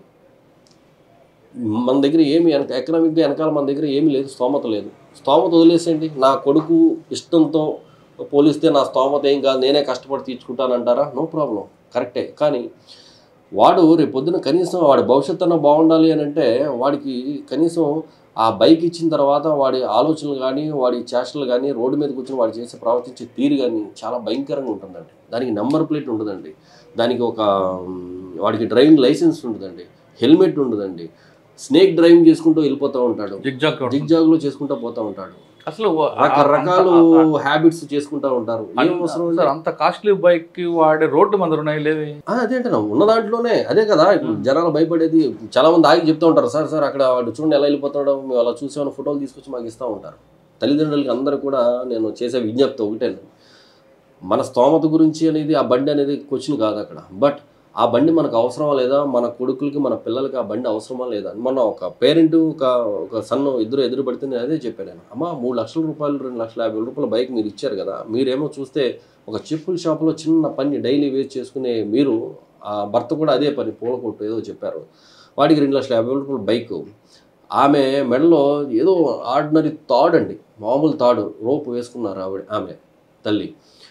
వీడేమో ఎంజాయ్ చేస్తూ ఉన్నాడు, బీటెక్ సెకండ్ ఇయర్, సబ్జెక్టులేమో ఏమి ఉంటాయి, అతను గిడ్డాలు పెంచుకుని. ఇప్పుడు ఏం అవసరం అమ్మా తల్లిని అడిగితే ఆమె నిజంగా రియలైజ్ సార్ అది ఇమ్మీడియట్గా నేను ఆ బండి ఇచ్చేసి ఏదన్నా మాకు తగ్గ బండి ఏదైనా తీసుకుంటాను, వీడు చదువు అయ్యే వరకు నేను కొనను అని చెప్పాను. నేను అదే అన్నాను, వాడు బాగుండి వాడు బాగా చదువుకుని వాడు బాగా సెటిల్ అయితే ఐఏఎస్ సివిల్స్ రాసి ఐఏఎస్ అవ్వచ్చు, ఐపీఎస్ అవ్వచ్చు, లేకపోతే గ్రూప్స్ రాసి మంచి పోస్టులు కొట్టచ్చు. దెన్ అప్పుడు నేను కారులో తిప్పుతాడమ్మా.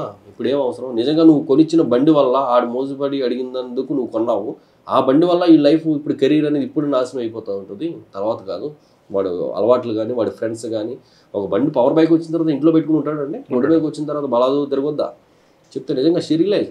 అలాగే వేరే ఇంకొక మదర్, ఆమె కూడా విఎంసీలో వర్క్ చేస్తూ ఉంటుంది. ఆమె చాలా తక్కువ శాలరీ, 15,000 రూపాయలు, 3 లక్షల రూపాయల బైక్. ఆమె అయితే ఆమెకి చెప్తే నిజంగా కళ్ళ నీళ్ళు పెట్టుకుని ఏడ్చింది ఆమె. నేను వెంటనే ఈ బైక్ నేను తీయించేస్తాను, అసలు ఇది కాదంటే వాడు అడిగాడని ఇచ్చాను తప్ప దీని వెనకాల ఎంత ఉందో నేను ఊహించలేదు, వాడి భవిష్యత్తుకి ఇదే నష్టం కలిగి చేసేటట్టు ఉంది, మీరు చెప్పిన దాన్ని బట్టి నేను ఇమీడియట్గా అది ఆపించేస్తాను అని షీ రియలైజ్. సో అవసరం లేదు.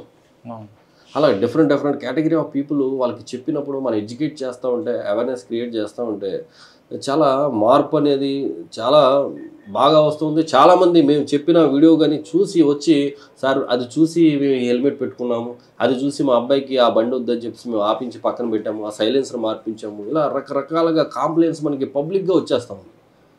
సో ఆ సాటిస్ఫాక్షన్ కూడా నిజంగా రియల్గా మాకు ఆ పేషెన్స్ని, మా ఎనర్జీకి మీరు అడిగారు కదా, నిజంగా కారణం కూడా అదే. Thank you sir. మీ హెల్మెట్ మీ మలయాళకు పెట్టారు, పెట్టలా, మీరు చేతితో పట్టుకున్నారు, చెప్పానుగా చేతితో పట్టుకుంటారని. అది హెల్మెట్ పెట్టుకోండి అయ్యా, రేపు పొద్దున పిల్లలు వీడు కూడా. ఏం పేరు నాన్న నీ పేరు? నీ పళ్ళన్నీ పోయినాయి అప్పుడే, చాక్లెట్లా? నీ పేరు? Manvitha. మామిష్లి.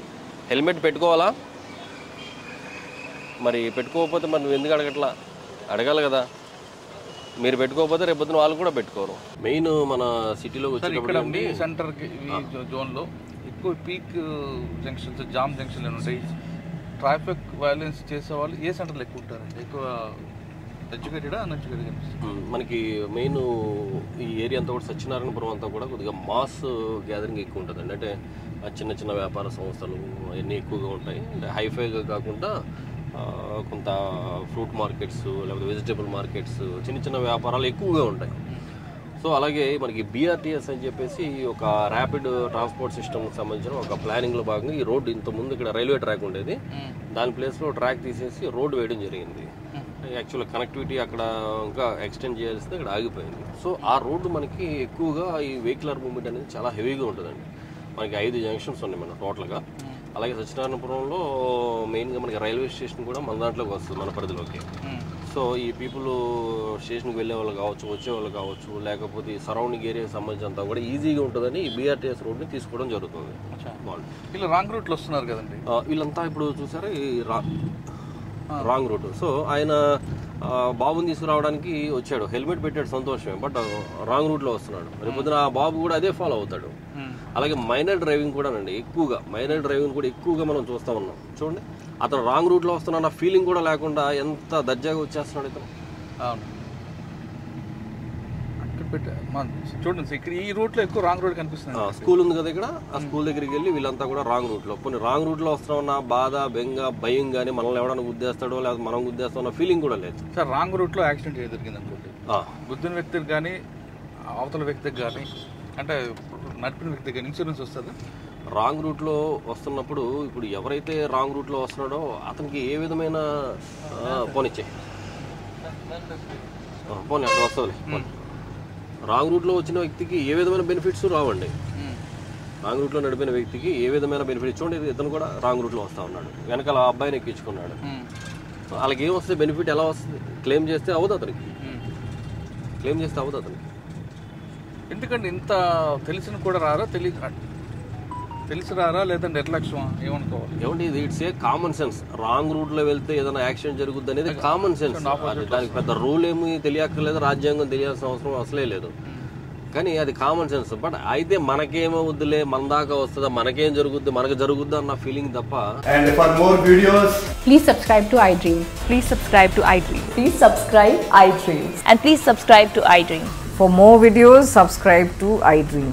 please like, share and subscribe to the channel. Congratulations, iDream. Subscribe to iDream. Subscribe to iDream. So subscribe to iDream Media. iDream ki iDream team andarki huge congratulations. Please subscribe iDream Media. Please subscribe to iDream. Subscribe iDream. Please subscribe to iDream. iDream అంటే నా కళల channel subscribe చేసుకున్న నోరు తిరుగుతలేదు, మీరైతే గంట గుర్తు కొట్టండి. For more such videos, please subscribe to iDream. Subscribe to iDream. Please subscribe to iDream. Please subscribe iDream Media. Please do subscribe to iDream. Please subscribe to iDream Media. For best entertainment and information, please subscribe iDream. And don't forget to subscribe to iDream.